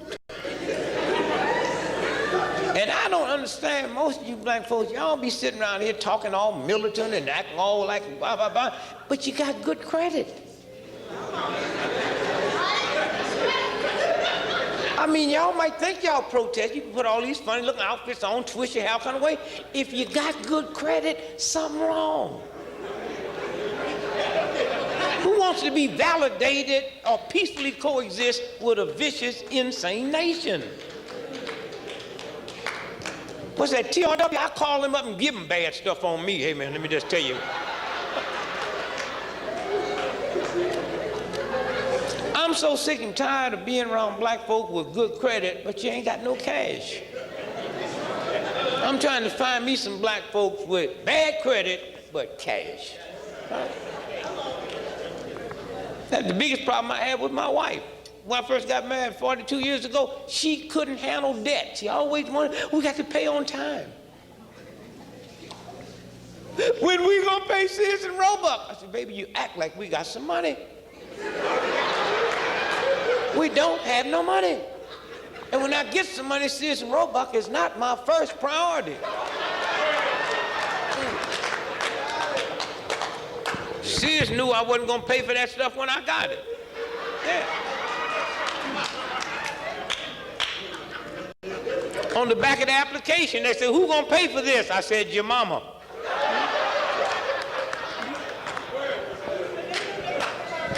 I walked in the house 2 weeks later. I thought Lil was having a nervous break. She said, they did it. I said, what's wrong, baby? They had Sears and Roebuck. They just said, final notice. I looked at it and said, thank God we won't be hearing from them no more.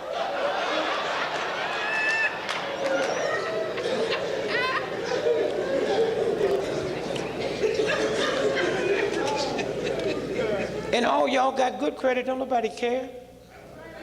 You ever hear them commercials? They're not for you. It's for people like me. Hey there, couldn't get a car, can't get a loan?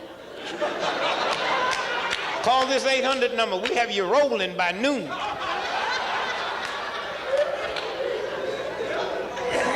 And then black folk try to be spinning. I don't know, you can get that old kind of loan. It ain't you paying 34% interest. I ain't paying nothing because I ain't gonna pay it anyway.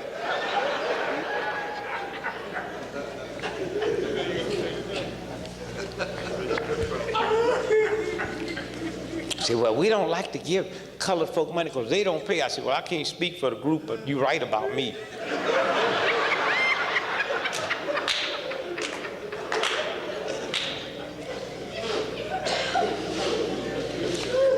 And then when they call your house, y'all have nerve enough to be nervous over a telephone call. Thank you, brother. Over a telephone call. I mean, first you have to ask yourself, did I get the stuff? Yes, I did. Do I intend to pay for it? No. So then you just go ahead and deal with it.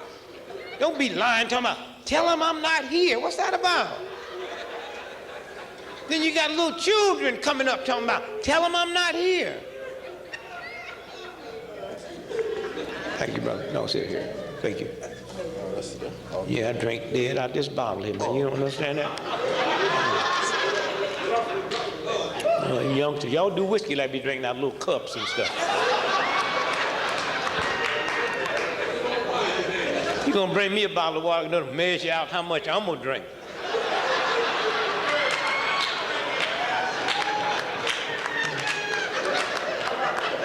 You hear that noise he's making a bit, rattling all that. I mean, it's open, just leave the water there, I get it.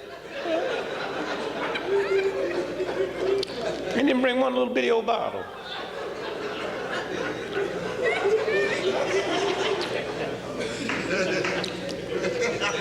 He's some funny looking little roses up here too.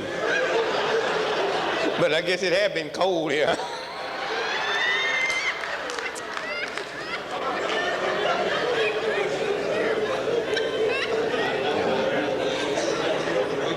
But like I said, they be calling y'all. And some of y'all be lying.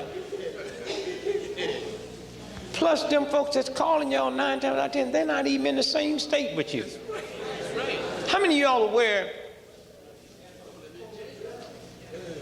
that most of these collectors that be calling y'all, 61% of them is jail inmates? How many of y'all know that? Yeah. They make about 31 cents an hour. Yeah. I had a triple serial killer call me last week trying to embarrass me because I'm late paying Neiman Marcus. He a murderer. Trying to make me feel. I said, well, punk, you come get the money.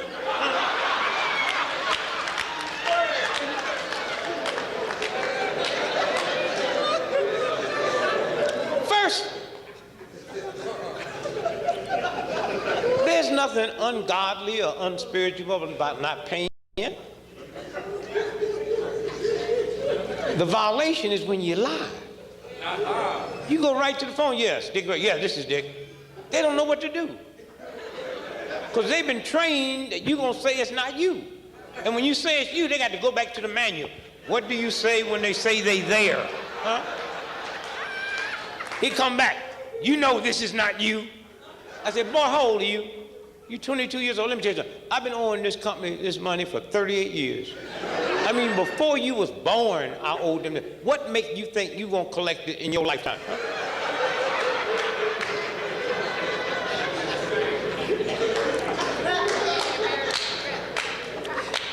And you can tell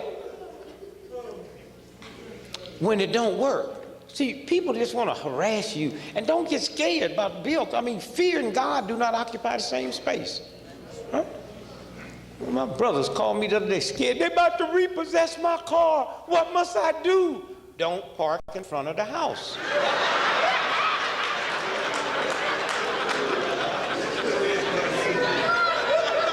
Car green, painted red, you know?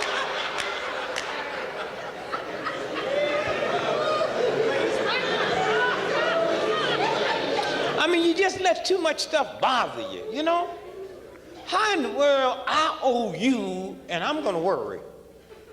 I got the stuff. And they knew you weren't gonna pay when you got it. They look at you and tell.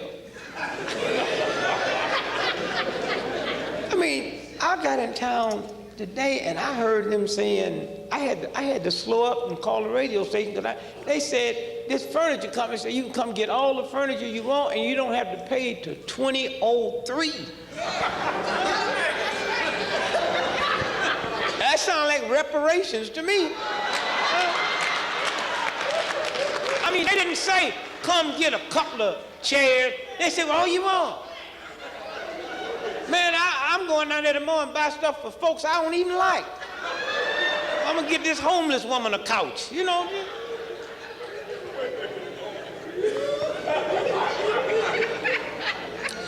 They still know how to launder that drug money, don't they?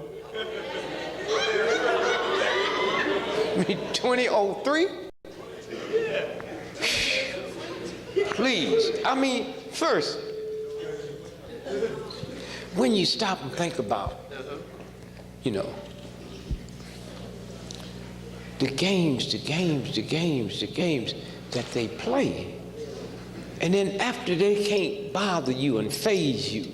See, that's all racism is about. Can I disturb your peace? See, y'all walking around all these old whitey this, whitey that. The man done already stole you. So now he care about you getting mad? You ain't leaving. Now you cussing, you're honking. I don't see you going down to the dock trying to get back. And he's somewhere up on the mountain. Say, what they look like? Say, don't worry about them. They just cussing and hollering and calling me honky and this and that. But, well, what, Dad? Jesus Christ, what are we gonna do? Say, son, I told you, don't worry about them. Don't worry about what they down there talking about and what they weighing. Just go over there and check the liquor store. And as long as them half pints is still selling, boy. As long as we can bring drugs in there and they pick it up, we got them checked. Huh? Somewhere. The games. And then when none of that works with them bill collectors, then they bring in another level. When they can't harass you, then they get them psychologists, those PhDs. Hi there, guy. When can we expect a payment? Well, I'm not in control of your expectations.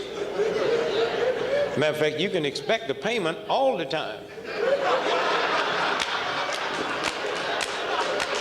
Matter of fact, my brother, you sound so positive. Have you checked the mail this month? You know what I mean?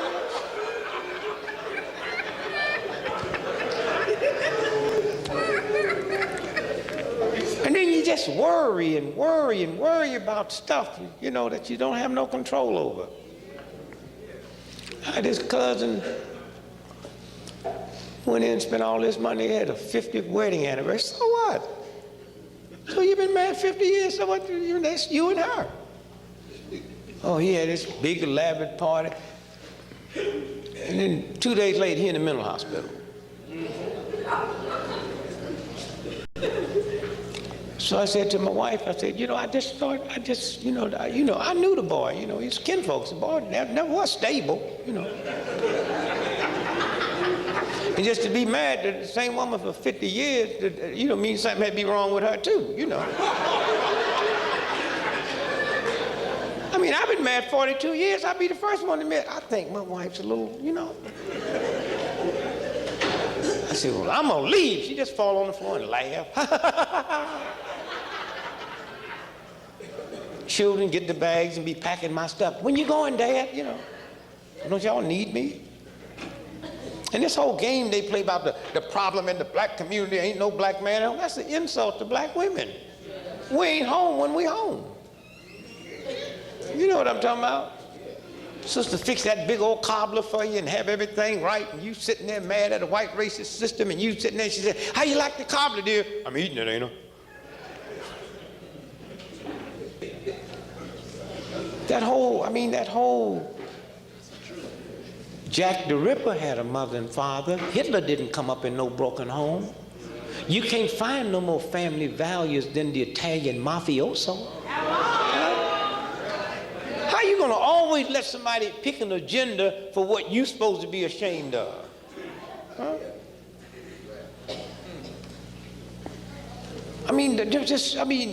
Queen Elizabeth, she make $300 million every 24 hours, just interest on her money. Well, yes.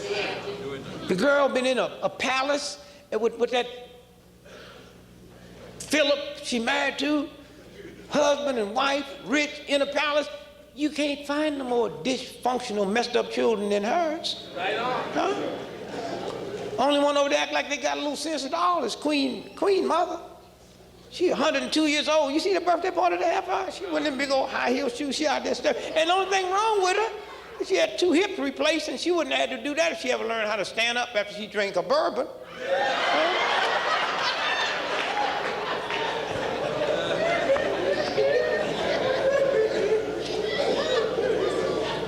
Somewhere, so anyway, like I said, so we go to the 50th wedding anniversary, and now he in a mental hospital. So I just went, you know, to look at him and asked him some questions. And, well, what happened? I mean, 50 years of marriage. I said, I need to know, man, because I thought once you get 50, you're safe. You know what I mean? The way people getting divorces now, I said, I've been married 42 years, and now you tell me 50 years, man, and you left angry, plus had a breakdown. What happened? Well, he told me that when they first got married, you know, back then nobody going on no honeymoon. That's some new stuff. You just got married and went on home and tried to pick out a name for the baby, because you know what I'm saying?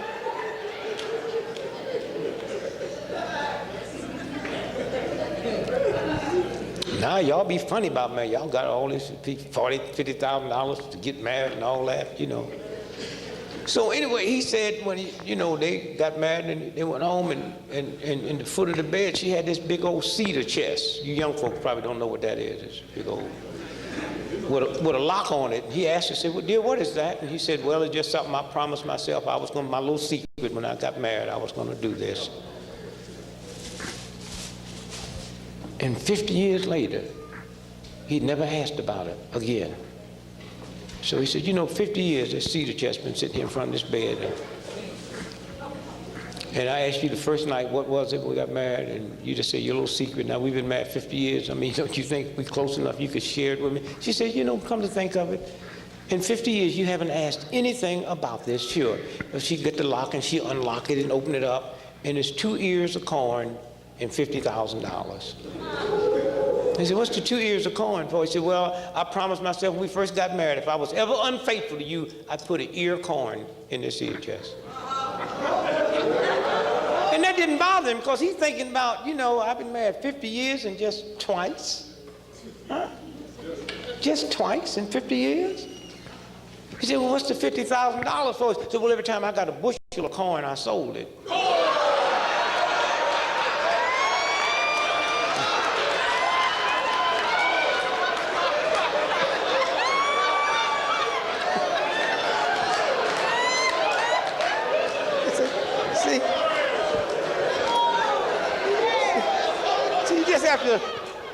You know what I mean? You just have to leave dumb things alone. You know what I mean?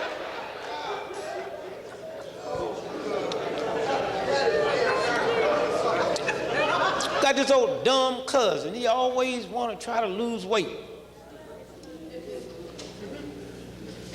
And everything I tell him, he fails. So he told me the other day, he said, man, I got this program. Can't fail. I said, man, as dumb as you are, explain to me the program. He said, well, you go and you register, you pay $100. I said, what do you get for $100? I said, they have a spread, they have about 42 different types of meats, they have about 50 or 60 different types of vegetables, all the salad and fruit and dessert you want. I said, that's a weight loss program. I said, yeah, weight loss. Well, the funniest thing happened, they say you eat all you want. Eat and lose weight. So you eat 3 days, then they told him you skip a day. And so he went in that first week, he lost 20 pounds. And the people who put the scam together was baffled. He said, well, you know, we've heard of people losing maybe a tenth of a pound. But, I mean, on our program, you've lost 20 pounds? I mean, did you follow it like we said? Eat all you want, 3 meals a day, then get up in the middle of the night, eat snacks and candy bars and cookies? Yes, I did it all. Well, you must have, you're doing something wrong.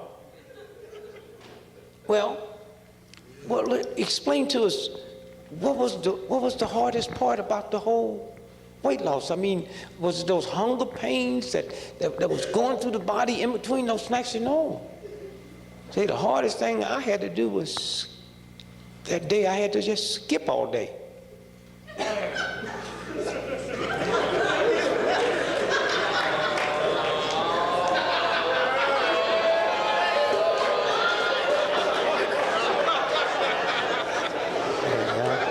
Y'all got to pay attention. I sneak.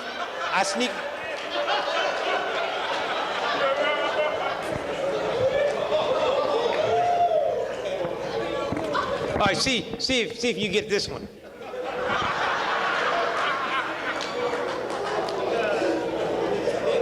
I got this old dumb brother. I mean, he is really, he dumb, his wife dumb, his children dumb. And he mad because all my children are brilliant and his is dumb. I said, man, you ought to thank and pray to God every night, a prayer of thanks that all your children are dumb. He said, why? Because I said, well, you dumb, your wife dumb. If you had a brilliant child, you know it wasn't yours.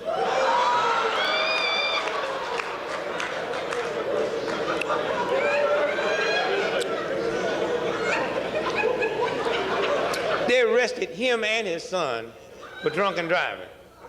I said, well, man, your son can't even drive. Well, he was drunk and he was in the car with me.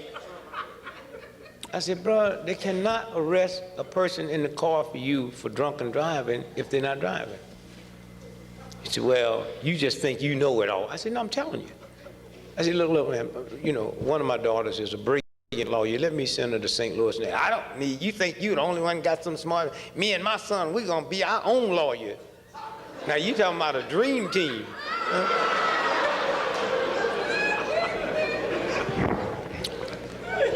They go to court.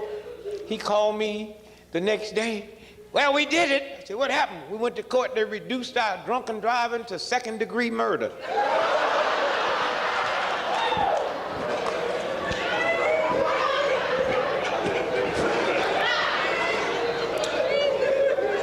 And then, look, he decided he gonna drive because he never had no money.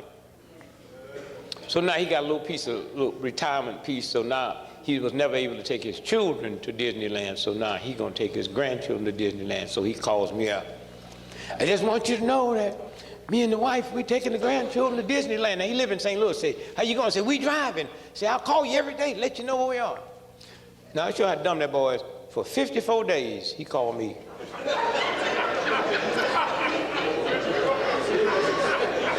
On his way to St. Louis, to Disneyland, and be just as happy.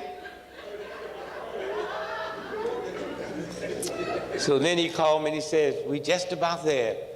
We saw a sign say Disneyland, 10 miles. I said, well, call me when you get there. You kind of pacify him, you know. I didn't hear from him no more for like 6 weeks. He finally called all the press. I said, hey man, how was Disneyland? Said, oh man, you know, last time I called you said Disneyland 10 miles away. So we drove about 10 miles and saw that sign, Disneyland left.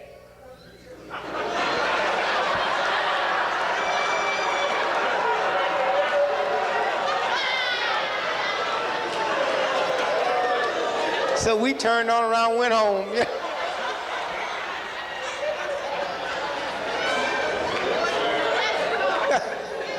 Now, the dream team. See, y'all be talking about Johnny Cochran. No, the case of the century. The case of the century.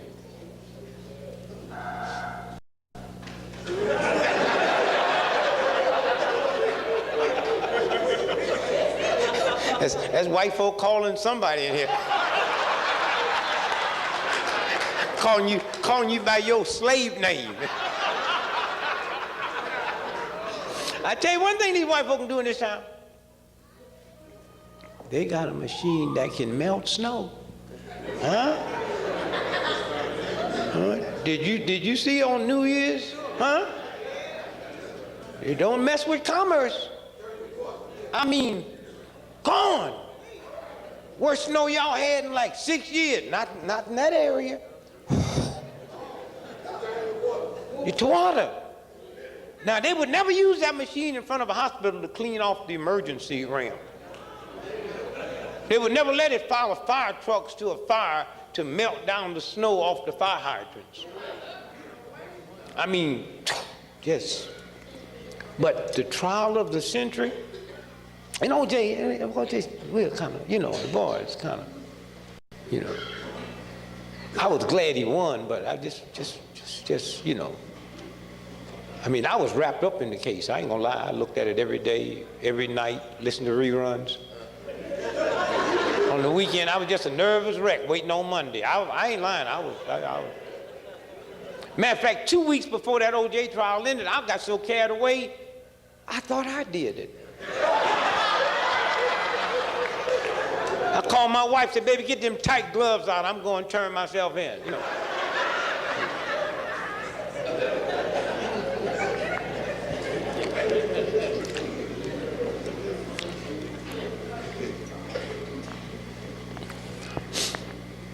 OJ said about 18 months ago, he was on Larry King Live, I still love Nicole.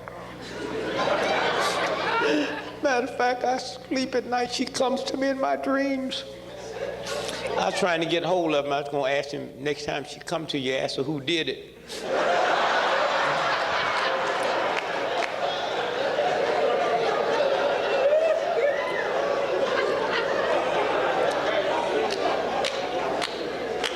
But if we was going to have a trial of the century, we, the people, should pick it. We should determine. I mean, was it the Nuremberg trials? Was it, you know, Brown versus Topeka, Kansas? You know, not just some old lightweight murder. But if we're going to have a trial of the century in the last 10 years, it would have been here in New York, at Colin Ferguson. Yes, sir. Now, was that a strange case? This boy said he didn't want no lawyer. He was going to defend himself. Did y'all follow that? Yes, I mean, the boy walked out there like he was two different people. I looked at opening argument, he says, now, first, the jury, my client, Mr. Ferguson, is innocent. I will admit my client was on the train that day. He did have that gun that killed them folks in his bag. But we will prove to you my client went to sleep. And while he was asleep, a white dude came and got that gun, shot them people, then put that gun back in his bag. And when white folk love you, they love you. They never even asked him if you were asleep, how you know it was a white dude that did it, you know. And when he was cross-examining that one white girl, I just went off. I said, Miss, you gonna sit there and tell me and this jury that my client, Mr. Ferguson, shot you 6 times, and that white woman went off. I'm saying you shot me 6 times. Now you're saying it was 2 people, huh?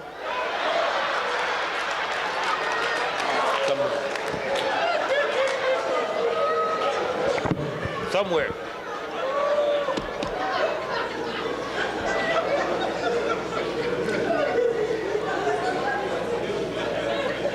Let me just say to you all, thank you for another good year.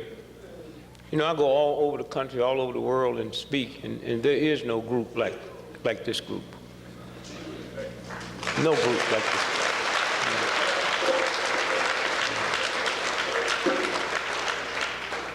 Money is not power. Education is not power. Information is power. And a system that gives you bad information means for you to have bad power. And so I'm just, you know, one of the highlights of my year is to come before you, peers, people who have information. And I see my brother and my sister here, all over the country, all over the world, walking down the street in Africa. Now, when he be in Africa, he be walking. Yeah. Yeah, when he get where them insurance boys can't see him, he be out of that school.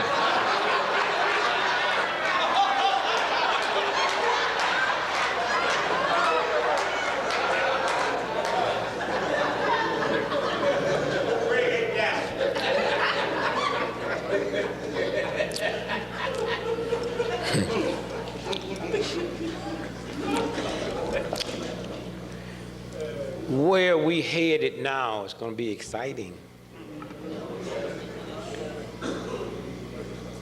See, I always like to take the easy way out, but I will go the rough way if I have to.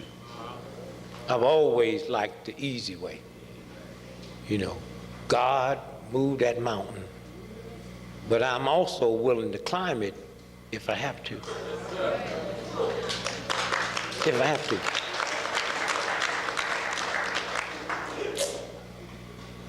Gore could have won like he did. And that'd been the easy way out for us. We keep praying for another Malcolm, another Martin, another one to a customer. You Malcolm, you Martin. Everything that ever was and ever will be, that's what we are. And how I see black folks upset over some little old third-rate punk. A fool. And I'm talking about black folks seriously scared. And I keep saying, well, where were you all when we dealt in the 50s, in the 40s, in the 30s, when the sheriff, the Ku Klux Klan, the White Citizen Council, the police chief, and the FBI was all the same. And we survived that with no television cameras, with no decent white folk. There's a lot of decent white folks now. The white folks, some of you all might know, might not be no good, but there are white folks that have been born and raised and that grew up with black folks. And all them lies they've been telling on black folks don't work with them. And that's why you see these white folks run around inflicting pain on themselves, because they realize their mom and dad have lied to them and they can't punch them out, so they stick their tongue out and put screws all the way through their tongue. Huh? Shoot each other. Hmm?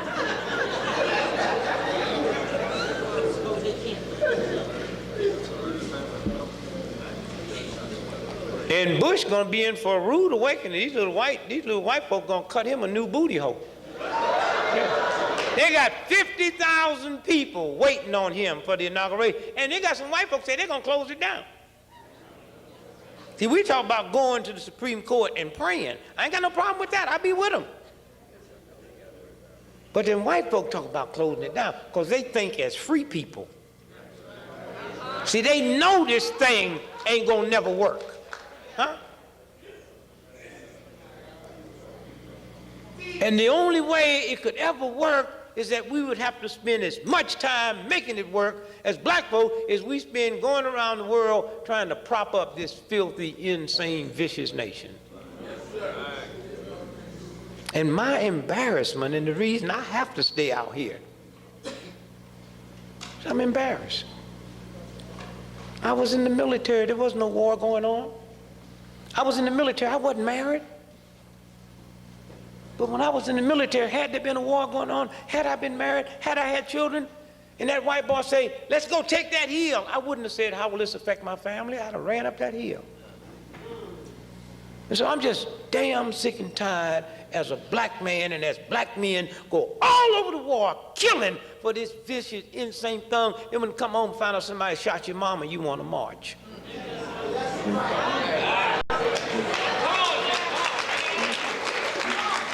Now, I'm not standing here telling you to go get you a gun. You've already done that. I'm not standing here telling you to go kill somebody. You're a known killer all over the world. Until it comes to your liberation. And how do you mothers tolerate spitting something out your belly that has such heathen tendencies?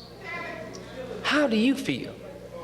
How do you feel spitting something out your belly and you see that thing standing on the corner pushing crack to children? I do not have the authority to tell you you can't do dope. I do not have the authority to tell you you can't abuse your body, but I do have the authority to say you're not going to abuse this black neighborhood. And then y'all got nerve enough to believe these little punks is bad. If they bad, send them over in the mafia Italian neighborhood who brings that stuff and tell them, sell dope over there in front of that Catholic church, punk. Huh?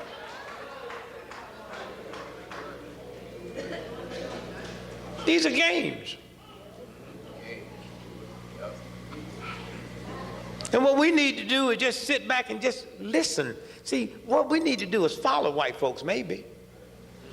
We need to follow Jews and see if we can learn to do for Africa what they've done for Israel. Huh?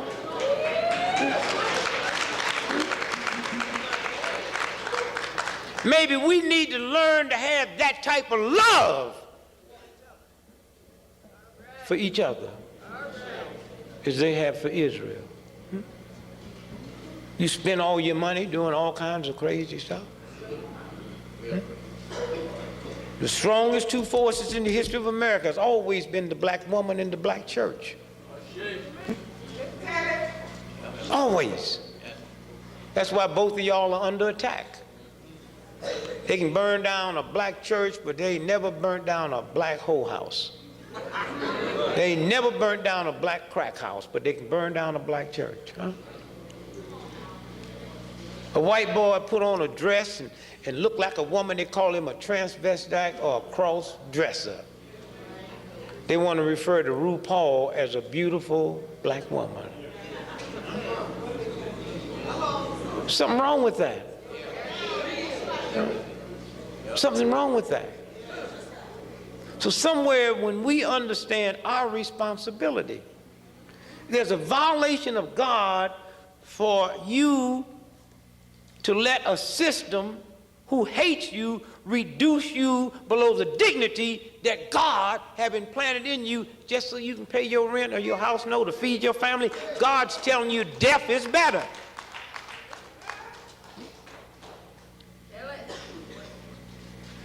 Something's wrong. I can walk all over the world at night and see white cops all over the world and don't feel like they're gonna harm me until I get back to America. Huh?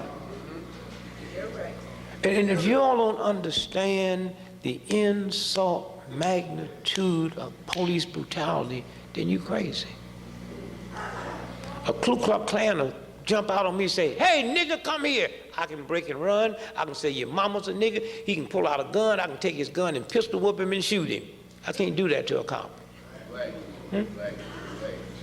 A cop has the right to tell me to stop, and I have to stop. I didn't have to stop for the Klansman or the lynch mob. And yet you want to peacefully coexist with this filth that happens every day, and it seems to be okay. You get angry, but it's okay. We looked at that black brother in Philadelphia. They were stomping and kicking and beating and but hey, wait a minute. So he shot the cop. He took the cop's gun. He took his car. They shot him 6 times. That nigga was still fighting. They should hire him. They said, wait a minute, man, if you can teach cops to do this.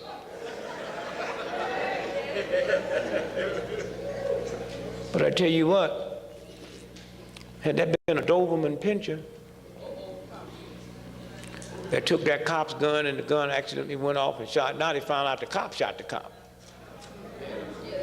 Had that been a Doberman pincher that bit that cop and then got in the squad car and kind of tricked something in the car, drove away, and had those cops caught that Doberman pincher and worldwide watched them stomp that dog like they stomped that brother, all hell would have broke loose.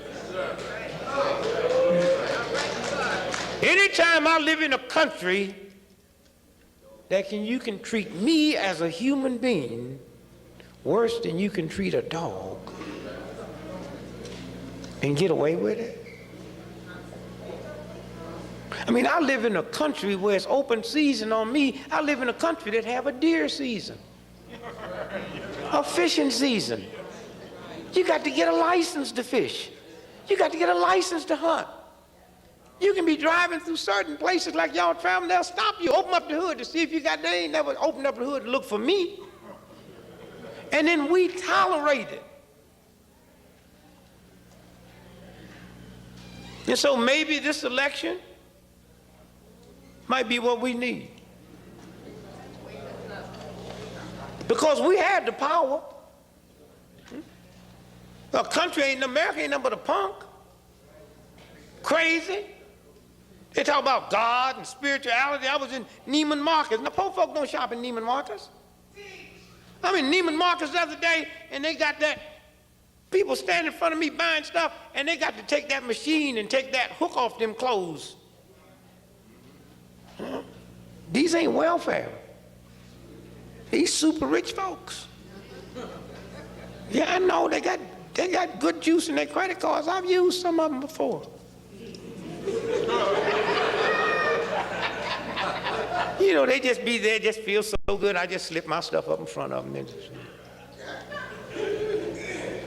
All over America, America's such mentally deranged, ungodly, unspiritual country. Every major retail outlet have to put stuff on their clothes because they know America will steal them in neighborhoods where black folk don't even come in. So don't tell the world I'm the thief. Don't tell the world I'm the drug addict. You do all your filth, then you paint it black.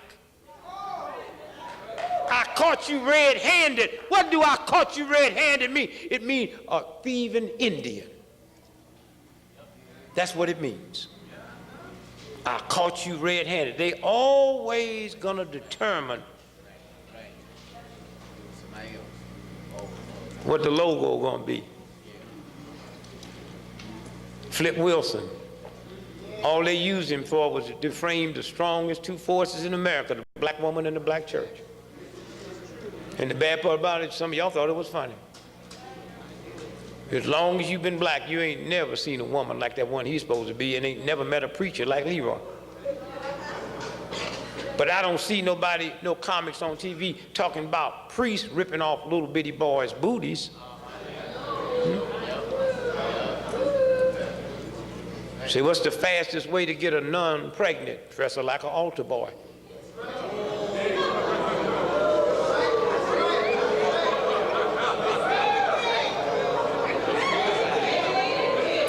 And so somewhere, if we can get rid of this white racist mentality in our heads. I heard some folks talking the other day, it just kind of blew me away. Say, well, you know, poor black folks now want their children to go to private school. This ain't nothing new. Poor black folks always want their children to go to good schools. I was born in 1932. And if you had any money at all, you sent your children to Catholic schools. That's always been going on. But what used to blow me away, I mean, here's a little brother, I mean, this Rufus, this nigga would tear down God. And you hear him says, if we can just get him in that Catholic school, them nuns will make him behave. I said, wait a minute, now here's a nun, ain't never had a job in her life, don't know how to bake a biscuit, and she gonna take this punk? No, the fact that she was white. Huh? The fact that she was white. She could look him in his eye and discipline him and make him behave. So I say to you tonight, the breakdown in the black community with our health is not because of what you eating. I mean, we've always ate more food when I was a little boy than y'all eat now. We had 3 meals a day. And everybody sit at their table and ate. The big problem now is all the additives and chemicals that's in the food. Plus all of the resentment you harbor inside your body for a white racist system that tears up your living kidneys. Huh? But it's a beautiful machine that this God put together. I mean, do you realize the water in your eyes, you don't even feel it. But if your eyes didn't water, within 30 minutes, your eyes would stick together and you would be wiped out. This little eye here, you blink this eye 5 million times per year. And I mean, this is like, we ain't talking about my eye, we talking about, you know, the outside. I mean, you know, I mean, I don't even look at that as some important part of my body.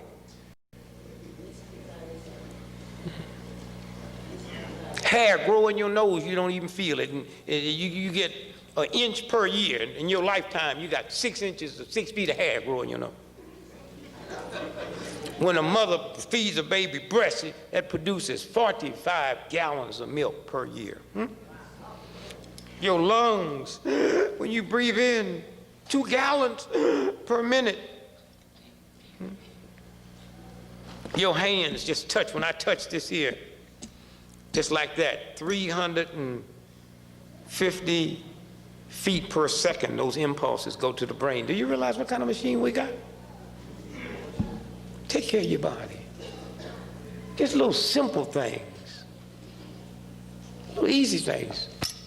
Let me see you do that. No, they're not. Thump it twice. Okay, right here, right there, okay.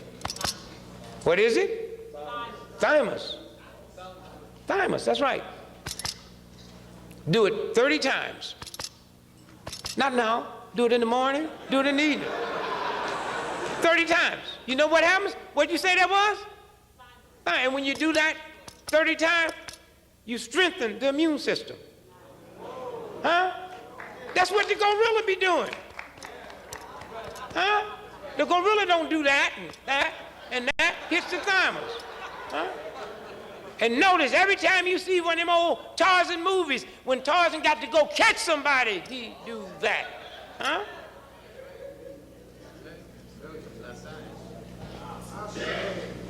Exercise, walk, physical fitness. Yes. Walk. Yes. And don't come to me and say, I heard what you said, but I got a bad leg. Walk bad. Walk the same way you be walking when you going buying them lottery tickets.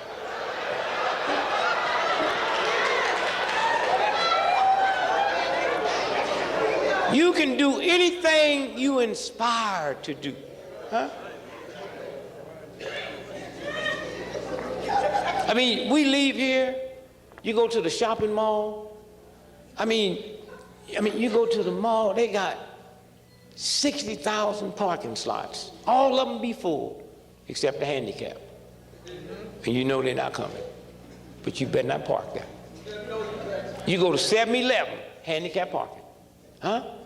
You go to the police station, handicap parking. Hospital, they got handicap parking everywhere in America except a liquor store.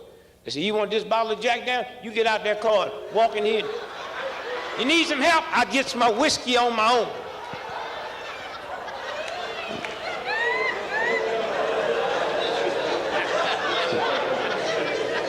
Take care of your body. Get up in the morning. Do your physical fitness.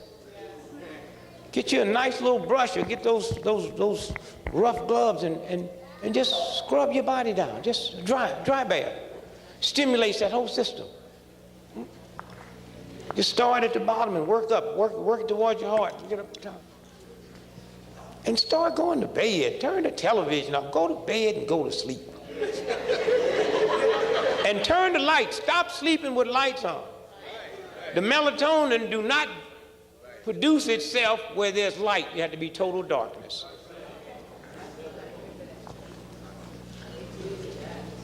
You have a lymphatic system. The lymph system is like the sewage, the waste disposal. It has 45 pints of fluid, and they say that fluid is equivalent to ocean water, salty.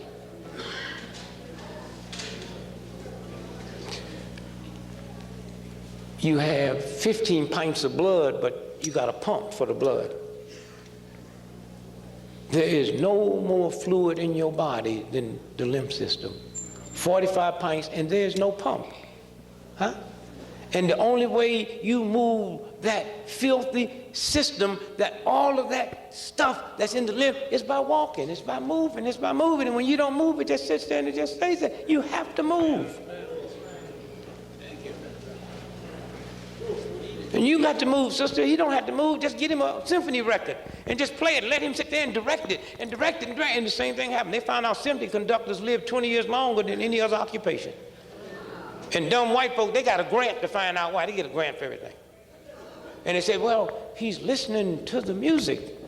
So they got another grant and said, well, the rest of the band listen to the music.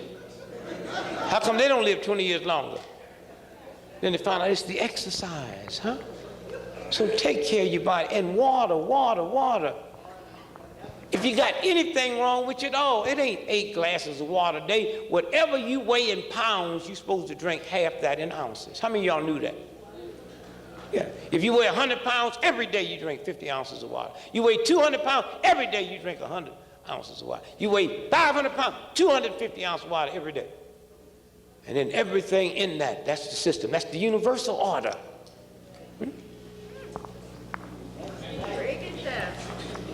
And brothers, stop trying to get your manhood through your joint. So who cares? That's your thing. And sisters, stop letting these brothers in a white racist system come home and be a man. Stop all that hollering. Sister, don't make no noise. Get it there, shut up.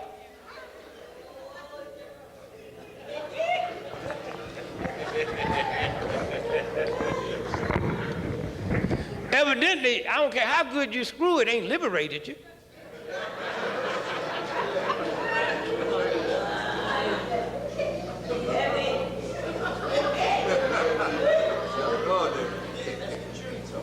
Yeah, white women like us because we can screw. I notice they don't leave you in their will.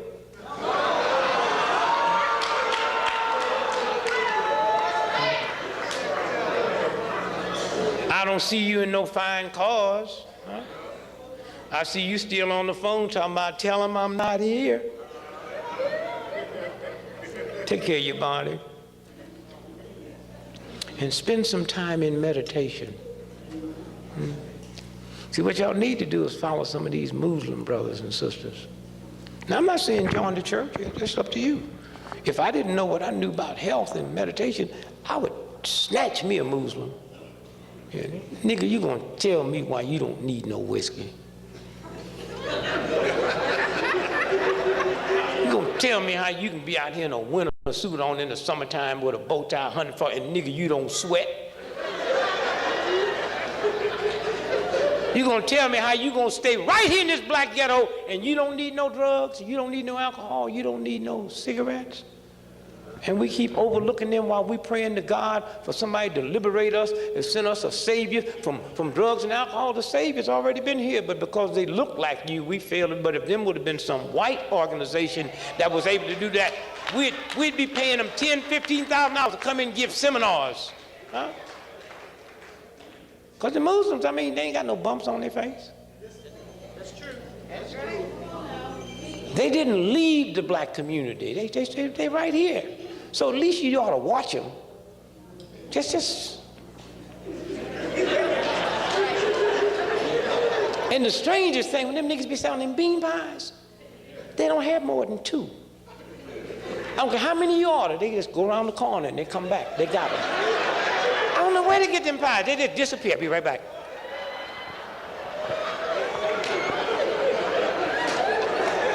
They never run out of bean pie, and you never see them. You don't see them out there, oh, what you got? Got these bean pie, and they don't be begging you to buy them. They go, care for a bean pie? And I ain't never seen a Muslim eating a bean pie.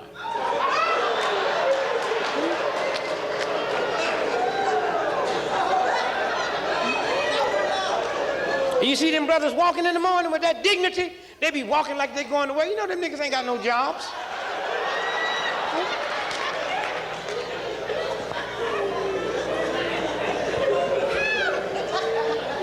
Take care of your body.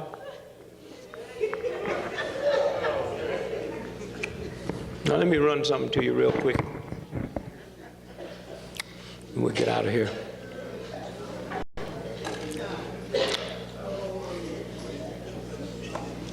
On election night, I was had me a strange dream. I went to bed November the 7th and dreamed I was a white boy. Not just a white boy, I dreamed I was a Serb in Bosnia. Yeah, it was serious. The nightmare was, while I'm dreaming I'm a Serb in Bosnia, a white boy, y'all got y'all's army over there to see to it that we have fair elections, and you ran my old no-good leader out of office. And then I wake up still thinking I'm a white boy, and here y'all elected a dead man to the Senate and don't know who your president is.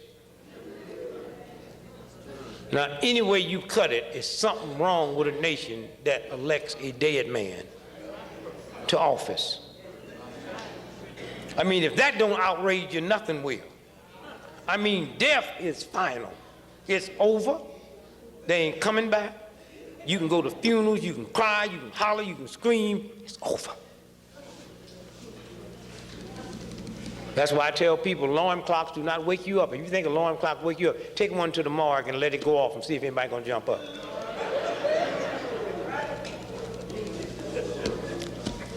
Let me tell you something.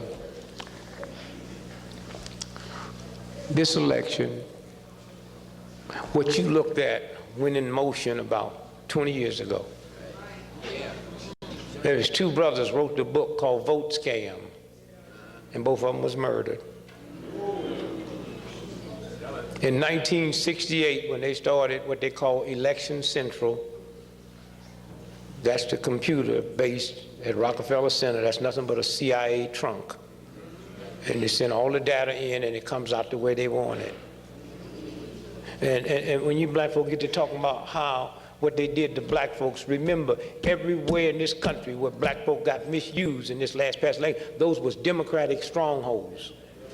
It wasn't like black folks had to leave the black community and go way over here to this Republican neighborhood. They went where they vote all the time in Democratic strongholds.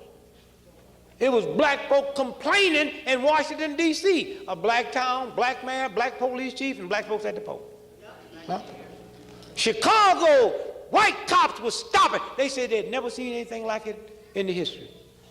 Black folks was carrying black folks to the polls to vote. White cops were stopping them, saying, you have a chauffeur's license or carry, you can't haul these people. Get them out, I'll put you in jail. And while everybody was looking at the president saying, a white racist system said, we can never let the Democrats take over Congress because for the first time in history, you'll have 5 black folks that control committees and 19 subcommittees. That's what that thing was about. And then Julian Dixon, you see he just died the other day. That was murder. This man wasn't sick. First, he's from L.A., but he didn't live in L.A., he lived in Washington, D.C. But if you're a senator or a congressperson, every year you have to go and have your physical checkup. He went to the hospital just to have his physical checkup and never walked out.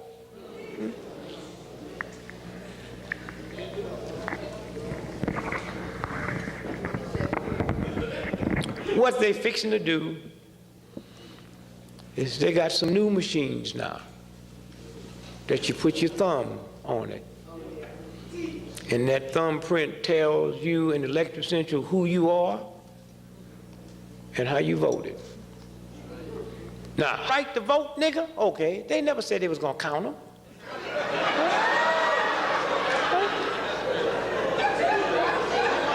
Yeah, we'll give you the right to vote, but we ain't counting them. Huh?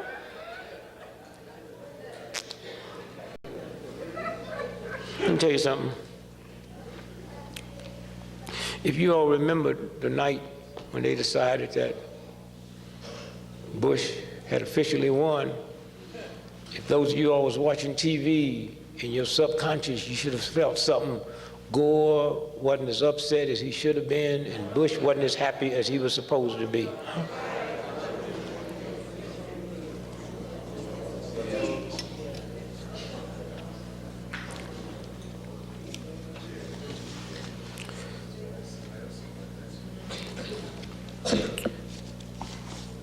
This is my new book called Callous on My Soul. Those of you that haven't got them, they still got some left I've signed already. And let me tell you what I'm telling you about this book. There is more information in this book. And the reason I was so glad that in the New York Times Dallas Time magazine count, it hit number 10, because they have never, ever even thought they had to entertain the fact of even saying to the world that something like this there. We list the guy's name, the Memphis cop that killed Martin Luther King. His name's in this book, Lieutenant Earl Clark. You can't put nobody's name in a book like this without a lawsuit. We put raw, naked information in here. And when you deal with page 163, when you look at 163, then you'll understand that last paragraph. Then you'll understand this election. Then you'll understand why old dumb, stupid Bush looked strange and Gore looked happy. What makes many white people uncomfortable is knowing Indians have power that's unexplainable. They proved that when they put the curse on the President of the United States, also known as the curse of the white man. And then what we talk about is the Shawnee chief, Tecumseh, in the Battle of Tippecanoe in 1813. William Henry Harrison, who was the governor of the Indiana states and also led the militia, he attacked the Indian village.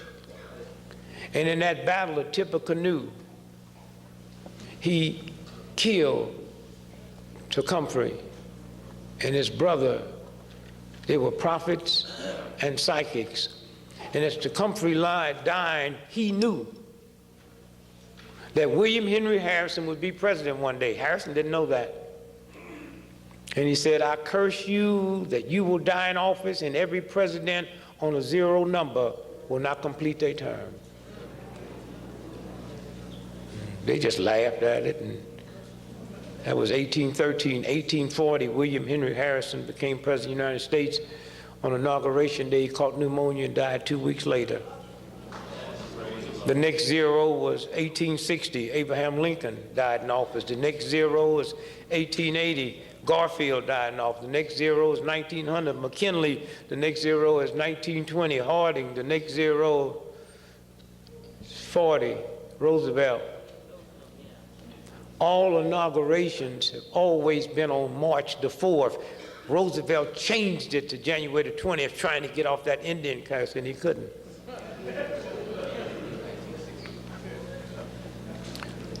A great Indian psychic, Roland Thunder, in his book in 1975, he said, I don't know who the president's going to be in 1980, but because the planet Mars is not in place, he will not die in office. He'll be shot, he'll be gravely wounded, he'll never become a whole person again, but he won't die. But from the year 2000, for the next 200 years, no president will survive it. Now, it was something kind of interesting, because those of us that do research and know folks, we kind of been out here for a long time, and you see it and you feel it and you look at it. But for the first time,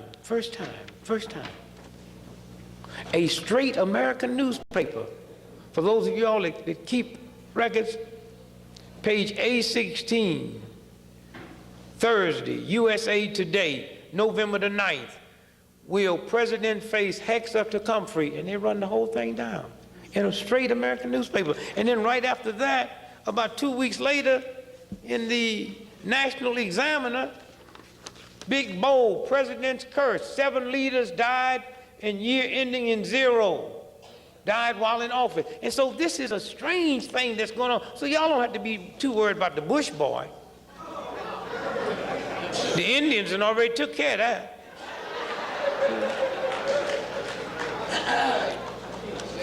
And so somewhere, I say to you today, we are too strong of a people, we're too beautiful of a people to let some thug, some punk, some heathen that come from a heathen, trampy family interfere with our glory. And all we got to do is just change our spirit. Because what we represent is light. What Bush and that whole family represent is darkness. And if you want to know how much power light have over darkness, before you go to bed tonight, turn the light off and then pop it back on. Light wipes darkness clean out. You don't shoot a roach. You don't get scared of a roach. You turn the light on. And roaches will leave. Roaches just act a fool in the midst of darkness. Roach be in your house when the lights is out like they paying the rent. All you do is go in there. If I went home tonight and saw my old lady with a gun trying to shoot a roach, I would leave her. You don't shoot no roach. You don't cuss no roach. You just turn the light on. And roaches, and if you really want to get rid of roaches, clean up the damn house.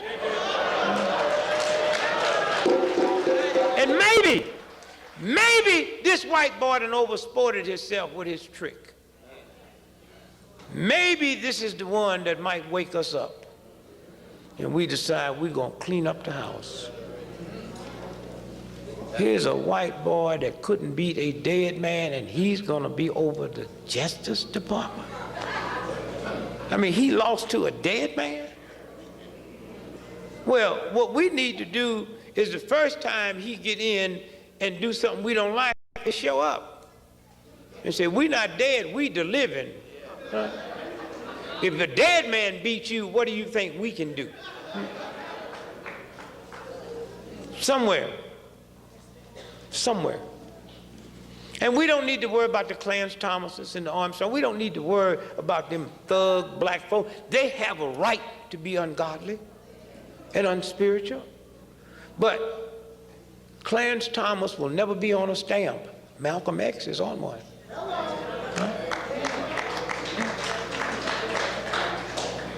And had they been upset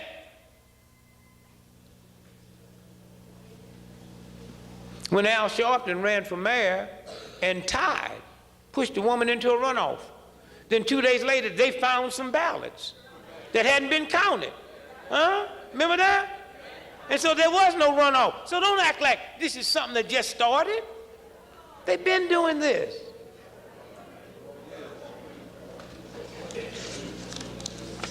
Let me run a couple of things down to you quickly. 2 years ago, the election, and here's what you all need to do. This last election was November the 7th, and we know it was stolen. So for the first time, we have a chance to decide what color the image is going to be. So we should start referring to November the 7th, 2000 as White Tuesday. And white folks say, well, is that racist? We say, when the stock market caved in, you call it Black Friday. Well, y'all talking about us? We didn't call your name, we called the color. November the 7th, 2000, White Tuesday, the day they stole the election. What they? The system. And some kind of way, we have to let our children see that other image. Black Friday, Black Market, huh? Black boy, huh? Black list, huh? Somewhere. Well, let me tell you something. I want you to hear it real good. 2 years ago, November the 3rd, 1998, I had got hold of some film illegally of a grand jury investigation. And the folks in British, who they didn't know, I knew they was British intelligence, they couldn't believe I had this film. So a friend of mine who knew a friend of theirs got in touch with me and said, would I come to England and let them see the film? I said, well, I can come to England on October the 13th, 1998. But I will let you see my film. I'll give it to you because I got it illegal. I mean, me having it is criminal. You can have it. But I know that you already have a printout of what our November election is going to be. So when I come over there on October the 13th, 1998, if you would show me the results of our coming election, I'll give you my film. And we did. And I came back. And I knew how the election was going to come out. And I'll show you the power of God. ABC, the Sunday night before the election, huh? Loaded up their website with the election results. And somebody hit the switch by mistake. And on Sunday night, before the Tuesday election, the results was going out. Only one paper in the whole country. The Atlanta Journal, listen, Tuesday, November the 3rd, this is the morning paper. It means this is the day of the election. Headlines, ABC posts election results before the vote. Front page headline. So don't act like this mess that just went down the other day is something new. The New York Times, the Washington Post, huh? They know. That's why they didn't print this story. And here's what they say. ABC was hit with an online disaster on the eve of today's election when its internet site displayed complete election results hours before the first vote was cast. Huh? They've been doing this. And Jimmy Carter goes all over the world with the Marines to the third world to guarantee free and fair election. Somebody need to take one of them vote machines and grease it up and go down there to Atlanta and snatch his pants down and bend him over and ram that machine all the way up his...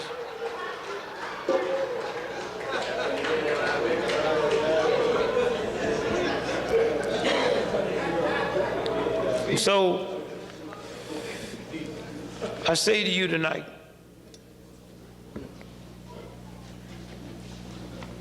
something happened awful the other day.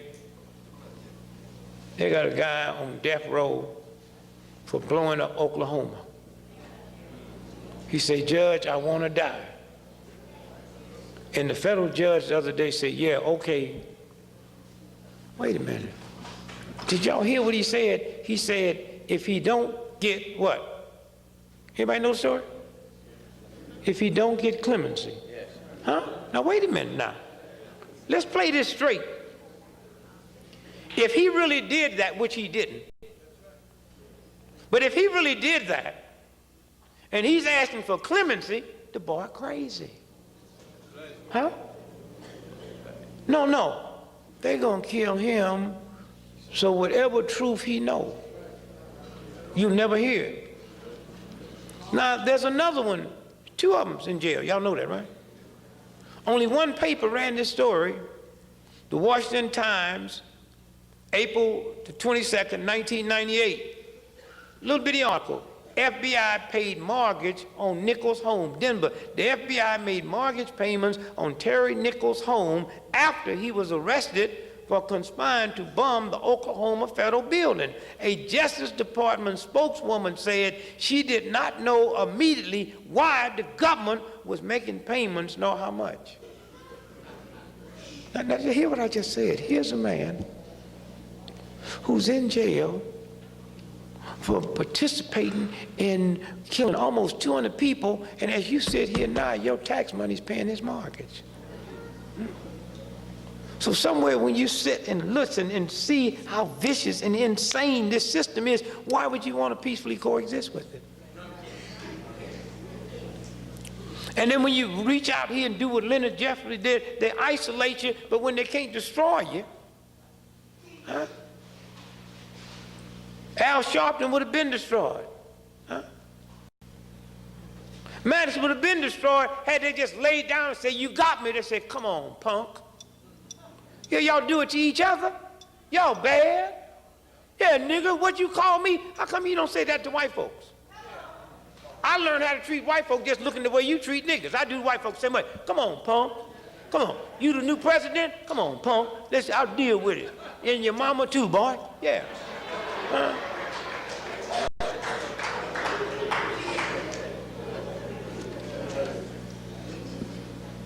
When you go home, look at your toothpaste. Look at the fine print. Huh? Do not what? Swallow. That's what's on here. Do not swallow. And you haven't said, what? They don't put this on whiskey. What have you got in here that's so poison and you have to put a disclaimer so you can't be sued, and then it finally says in case you do swallow, contact what? A poison control center, because an ordinary doctor do not have the education but to save you. Huh? I mean, do you all realize I'm living in a country that took smallpox germs and put on blankets and gave to Indians, women, and children? I'm living in a country that not the Ku Klux Klan or the White Citizen Council, the United States Bureau of Health took 600 black men and injected syphilis into them, and then you have to sit here and be told by somebody that this same white boy that did that also invented AIDS.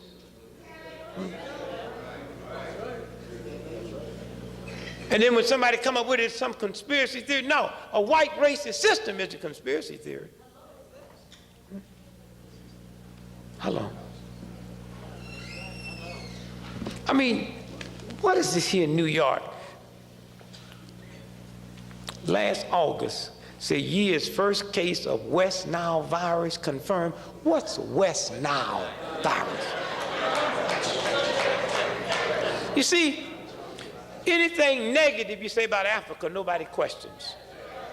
Huh?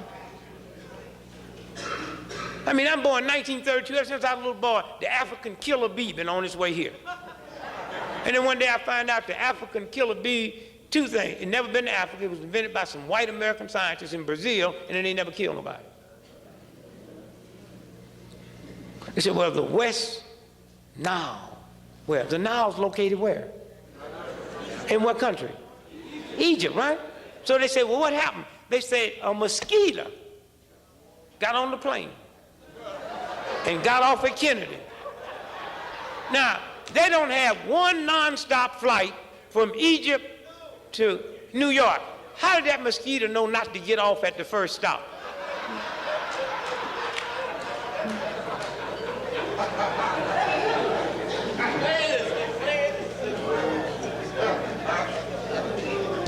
I want y'all to do me a favor. Tomorrow, or sometime in the next 2 days, go into a drugstore and check something for me. This is a black publication. I don't know if you get it here in New York, but in Washington, D.C., they give it out free in the black paper. It's called Health Quest. Huh? Y'all know, you hear me?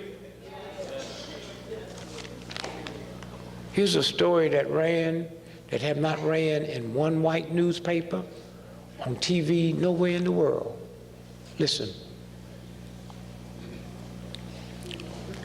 AIDS, Action AIDS, health warning. Follow up on a study presented at the International AIDS Conference in Durban, South Africa. The Center for Disease Control and Prevention have issued an urgent AIDS health advisory. You hear that? Health advisory. You would say weather advisory? Health advisory. This is the Center for Disease Control. Many people have been counseled that monoxin 9, known as N9, contained in many spermicidal prophylactic, the rubbers you buy,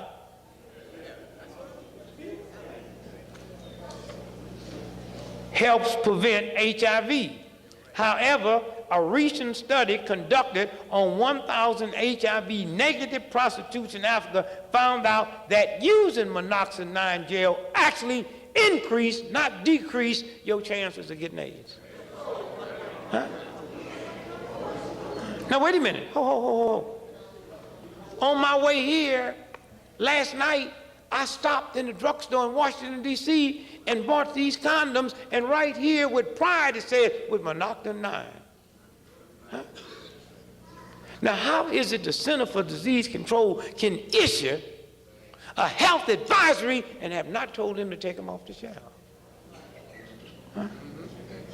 And then tell you, oh, we're going to pass out free condoms, we're going to, you damn right there. Huh?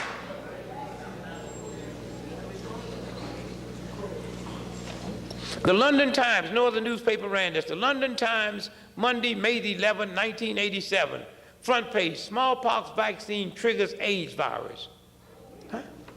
And now they're talking about all of these trifling African. No. Listen to this here. The AIDS epidemic may have been triggered by the mass inoculation campaign to eradicate smallpox. The World Health Organization, which masterminded the 13-year campaign. I mean, how do I live in a white racist world who don't like me, and all at once I'm stupid enough to let them administer my health?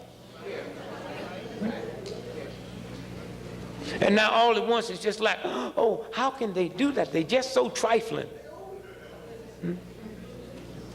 So get a good education. Go to school, learn how to talk.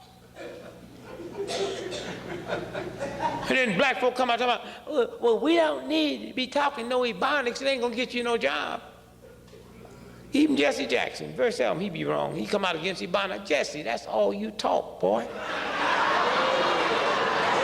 Up with hope, down with dope. Well, I mean, what's down with dope? That's how he brought them hostages home from Bosnia. Ebonics, he called over there and said, hey, I'd like to come get the hostages. They say, come on. They thought that boy say sausages.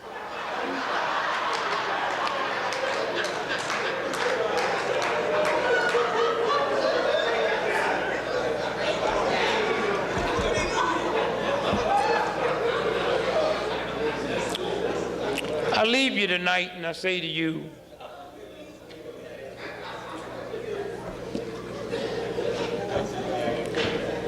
your education, your money, don't mean nothing. When they see you, all they see is nigger. You can't be no more educated than Ron Brown. Here's a brother put a white boy in the White House. They said his plane crashed and his body was so mangled, they asked his wife to cremate him, don't open the coffin. The only way we could identify him is through his fingerprints. Well, I got a picture of Ron Brown laying dead on the ground. Dead on the ground. Not one speck of blood, not one piece of skin broken, not one bone. What killed Ron Brown is right there, that bullet hole in the back of his head. Huh? That's what killed him.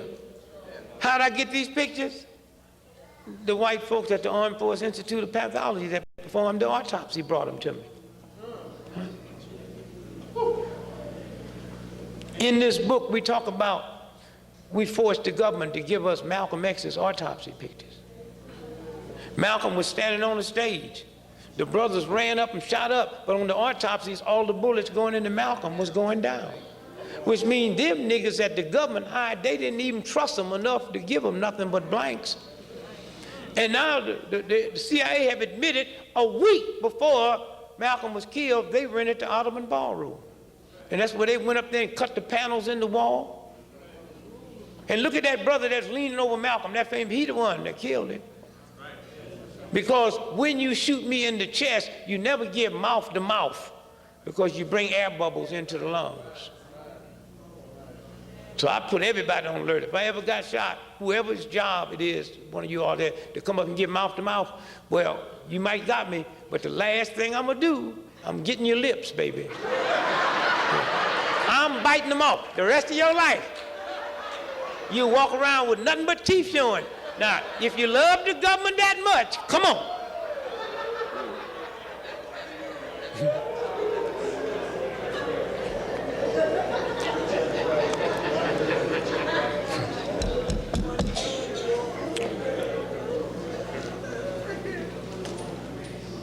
Under the Freedom of Information Act now, we can get all kind of stuff.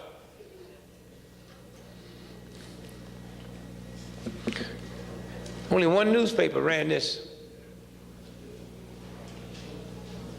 The Daily News, New York, December 29, 1999. Psychic was FBI pawn. Gene Dixon attacked federal targets. Under the Freedom of Information Act, Gene Dixon, this world-renowned psychic, we find out now that everybody that Hoover and the government was going to kill, they gave her the information 18 months ahead of time. And 18 months before Kennedy was hit, she says, I see dark clouds over JFK in Dallas. He shouldn't go there. Then when he's shot, then they rerun the column, and now we find out that she was getting this information from the FBI. She see dark clouds over Memphis. King should not go there. She see communists interfering with the civil rights movement. All this was just filthy lies. But what we have to do is not have to even be validated by a white racist system. You don't have to say nothing nasty about me as long as you are blocking my freedom. There's something wrong with you, and as long as I let you block it, it means there's something wrong with me.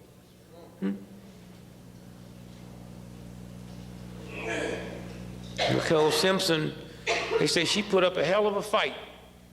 How you know? Say she had skin under her fingernails. And only one newspaper ran this story. When them 4 pathologists in LA found out that the blood under her fingernails wasn't OJ's and the skin was white, they was getting ready to hold a press conference. And only one paper, the Miami Herald, on July the 20th, 1995, 3A, when they was getting ready to hold a press conference and announced that it wasn't OJ, they murdered all 4 of them. And here's how the headlines read. In one paper in America, 4 LA City employees killed. And you got to read all the way down to paragraph 6 where it say Piper Lab contained the crime lab made famous in the O.J. Simpson murder case. Huh? Okay. This is what we live with every day. And this is why meetings like this just don't come and sit, you know, take this information, get the tapes, you know, meet one another. Don't just come here with a little bunch of cliquey friends and leave. Meet somebody you didn't know, because all of us are the same. They ain't clean none of y'all's snow. And then we got to break off and have little meetings of people you meet here. And it ain't got to be nothing about drinking or having a party. Can y'all have a meeting without cooking anything? Just have a meeting just for the sake of liberation. And let me tell you New York black folks something. See, the rest of these niggas in America let y'all get by with murder. Y'all owe us something in America, because y'all supposed to be so sophisticated. Y'all supposed to be so hip. Y'all get everything 20 years before somebody else get it. Well, how come y'all don't let us know what freedom tastes like? Huh? How come you all decide that New York City, you go all over the world, and most folks don't know nothing about America but New York? Hear me, New York is America. Go out tonight and ask people, you see, name me 2 cities in France. Most folks can't name nothing but Paris. Name me 2 cities in England. Most folks can't name nothing but London. Name me 2 cities in Japan. Most folks can't. Most folks around the world think New York is America. And if you all decide that we're not going to tolerate police brutality and put the police on alert, that we're not going to, and the whole world would hold their breath. Huh? Y'all need to defy what Broadway is. Y'all need to defy what the next play is going to be. And it ain't some silly something on some great white way. It's going to be on the great black way. And it's going to be police brutality in the city of New York as a thing of the past. And you put the police on alert. Either y'all going to run us out or we going to run you out. You're doing a hell of a job now with just a handful of people. You made a man say he had cancer that didn't have it. And the police chief said he had cancer that didn't have it. I mean, 2 powerful white dudes end up with cancer up their booty. I said, well, maybe I ain't coming every time I come to New York.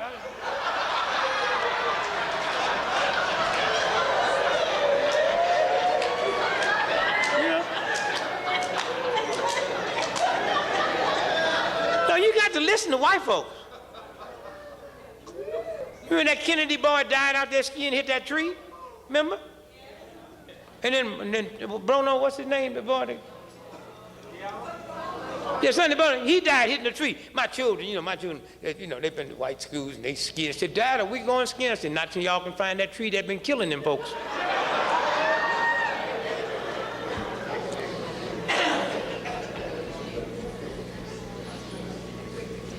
When I was in the Army, all the brothers I meet from New York were talking about the Big Apple, the Big Apple, the Big Apple. And like if you wasn't from the Big Apple, like you was mentally retarded. Well, why don't y'all prove that the rest of us is mentally retarded by not tolerating what y'all tolerate? A heathen mayor.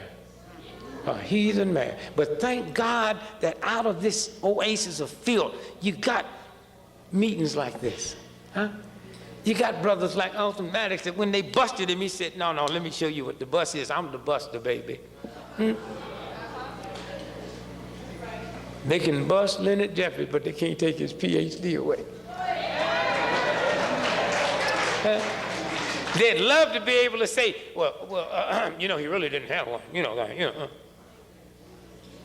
And don't underestimate the power of this white racist system.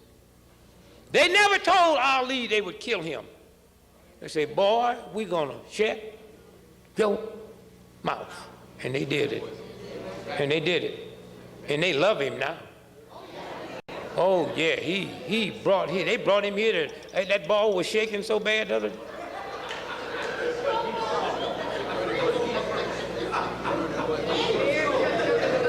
Oh, they had him at the Olympic Games, and I thought the boy was going to put the torch out. They love him now. And so,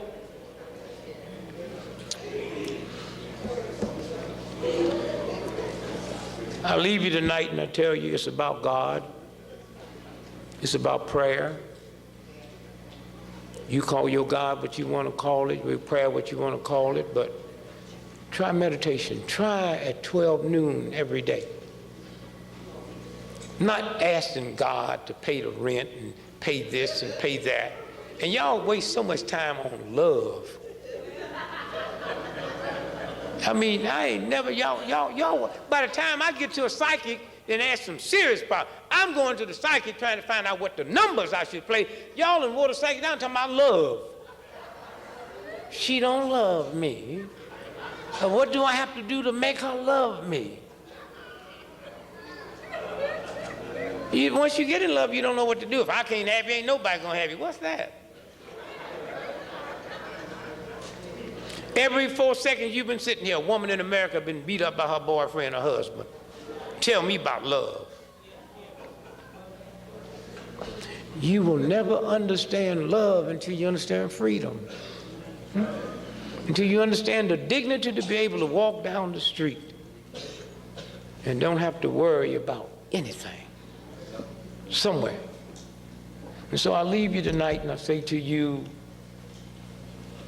we've come a long ways.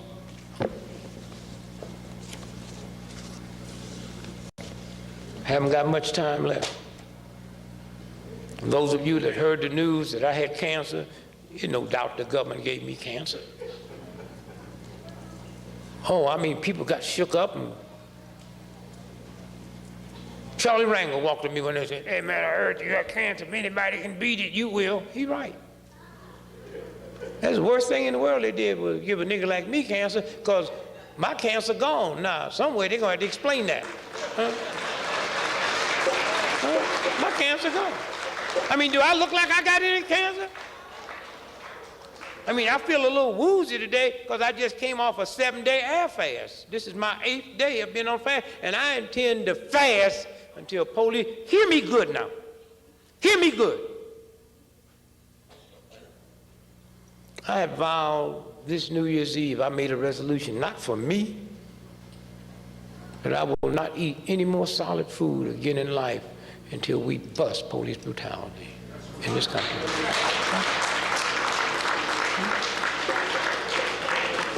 And please don't worry about me. And Maddox, he was right, said, when Greg fasts, I get, "Oh, Greg, you're going to kill yourself. You're going to do it." Every morning when I be fasting, I get up and get the newspaper and look at the obituary column, check out all you eaters.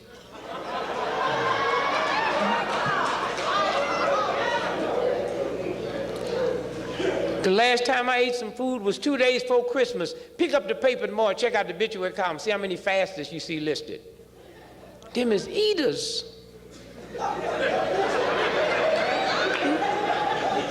And I see so many eaters in the paper this morning, it inspired me to do another week. I'm going another week.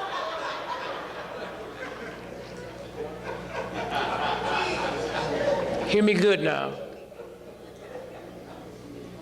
I also decided that I intend from this New Year's Day until this thing is ready to be celibate. I don't want to have the pleasure of sex in a country where a cop can shoot me in the back and they said justifiable homicide. Somewhere we have to be serious about our liberation. Somewhere we got to put this white boy on alert that while we marching to get our rights, you better understand you got something coming to you that you can't handle. Understand that? Somebody said, "Well, how'd you beat cancer?" I just used my head. I said, Queen Elizabeth, oh ho, I mean,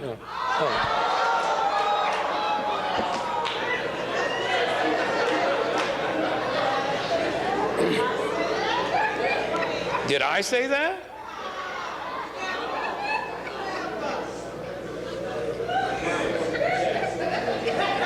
They probably woke that old hoe up already, because you know they pick up everything out here by satellite. They just woke her up and said, "Queen, they just praising you over there. It was just a bunch of colors that just got together and said, they queen." Old hoe probably got clap, syphilis, and gonorrhea.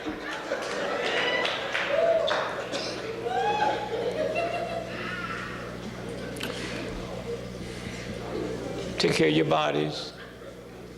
Be in love with yourself. Spend this year laughing and praying for one another. Not scared prayers. Prayer, fear, and God do not occupy the same space. I said, if Queen Elizabeth and that group don't get cancer, they must have something out here. They have. They got a machine that'll wipe cancer out in an hour and 1 minute. How many of y'all know about that? Several. One's called the Rife machine, and the other's called the Zapper. The Rife machine, about 83 people been murdered behind it.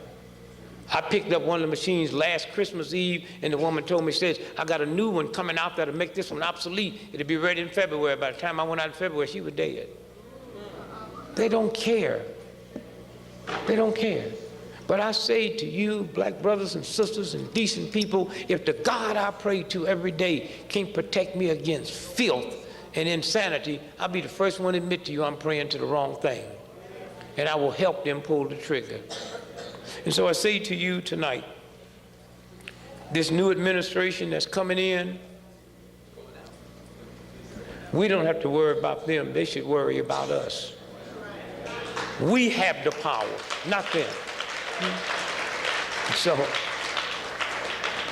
So I leave you tonight.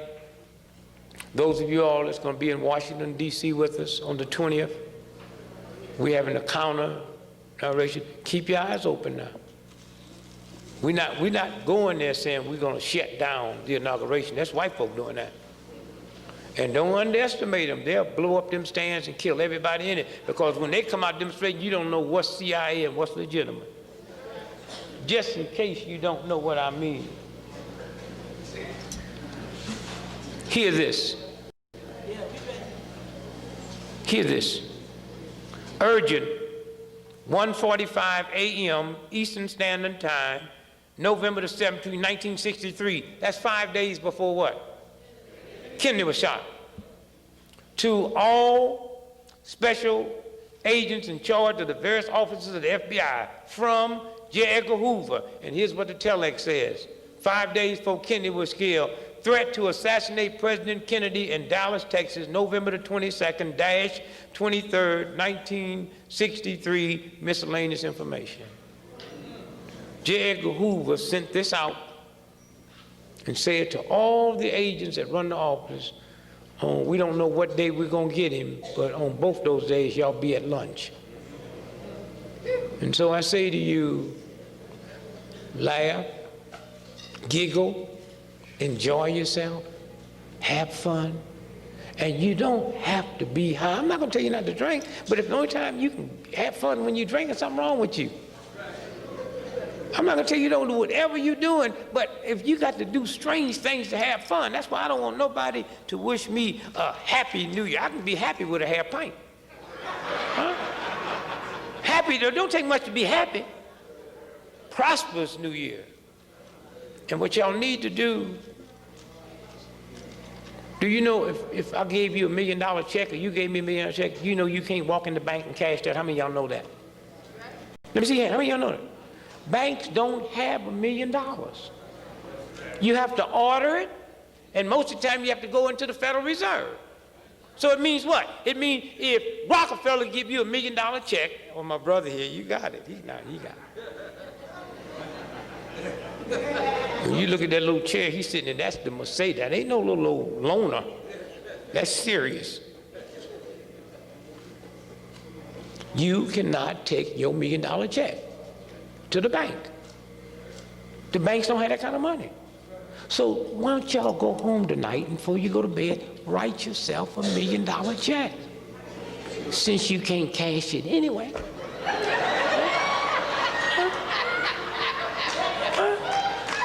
Now you talk about positive, write yourself $1 million check, put it in your purse, put it in your wallet, and you're a millionaire. And just walk up to the bank sometime, just threaten out or go in here and get mama. And sometimes y'all have to, you know, husband, wife, hold it. No, come on, Ed, you don't need to, don't go in here today. Y'all just, and as you put it out there, huh? As you put it out there. Thank you. I love you. I love my drums. God bless you. Peace be with you. Thank you.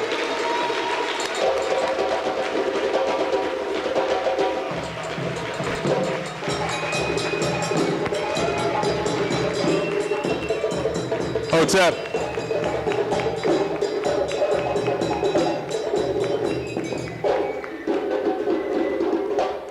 Brothers and sisters, please, before you leave, let us give it up properly for our brother Dick Gregory tonight.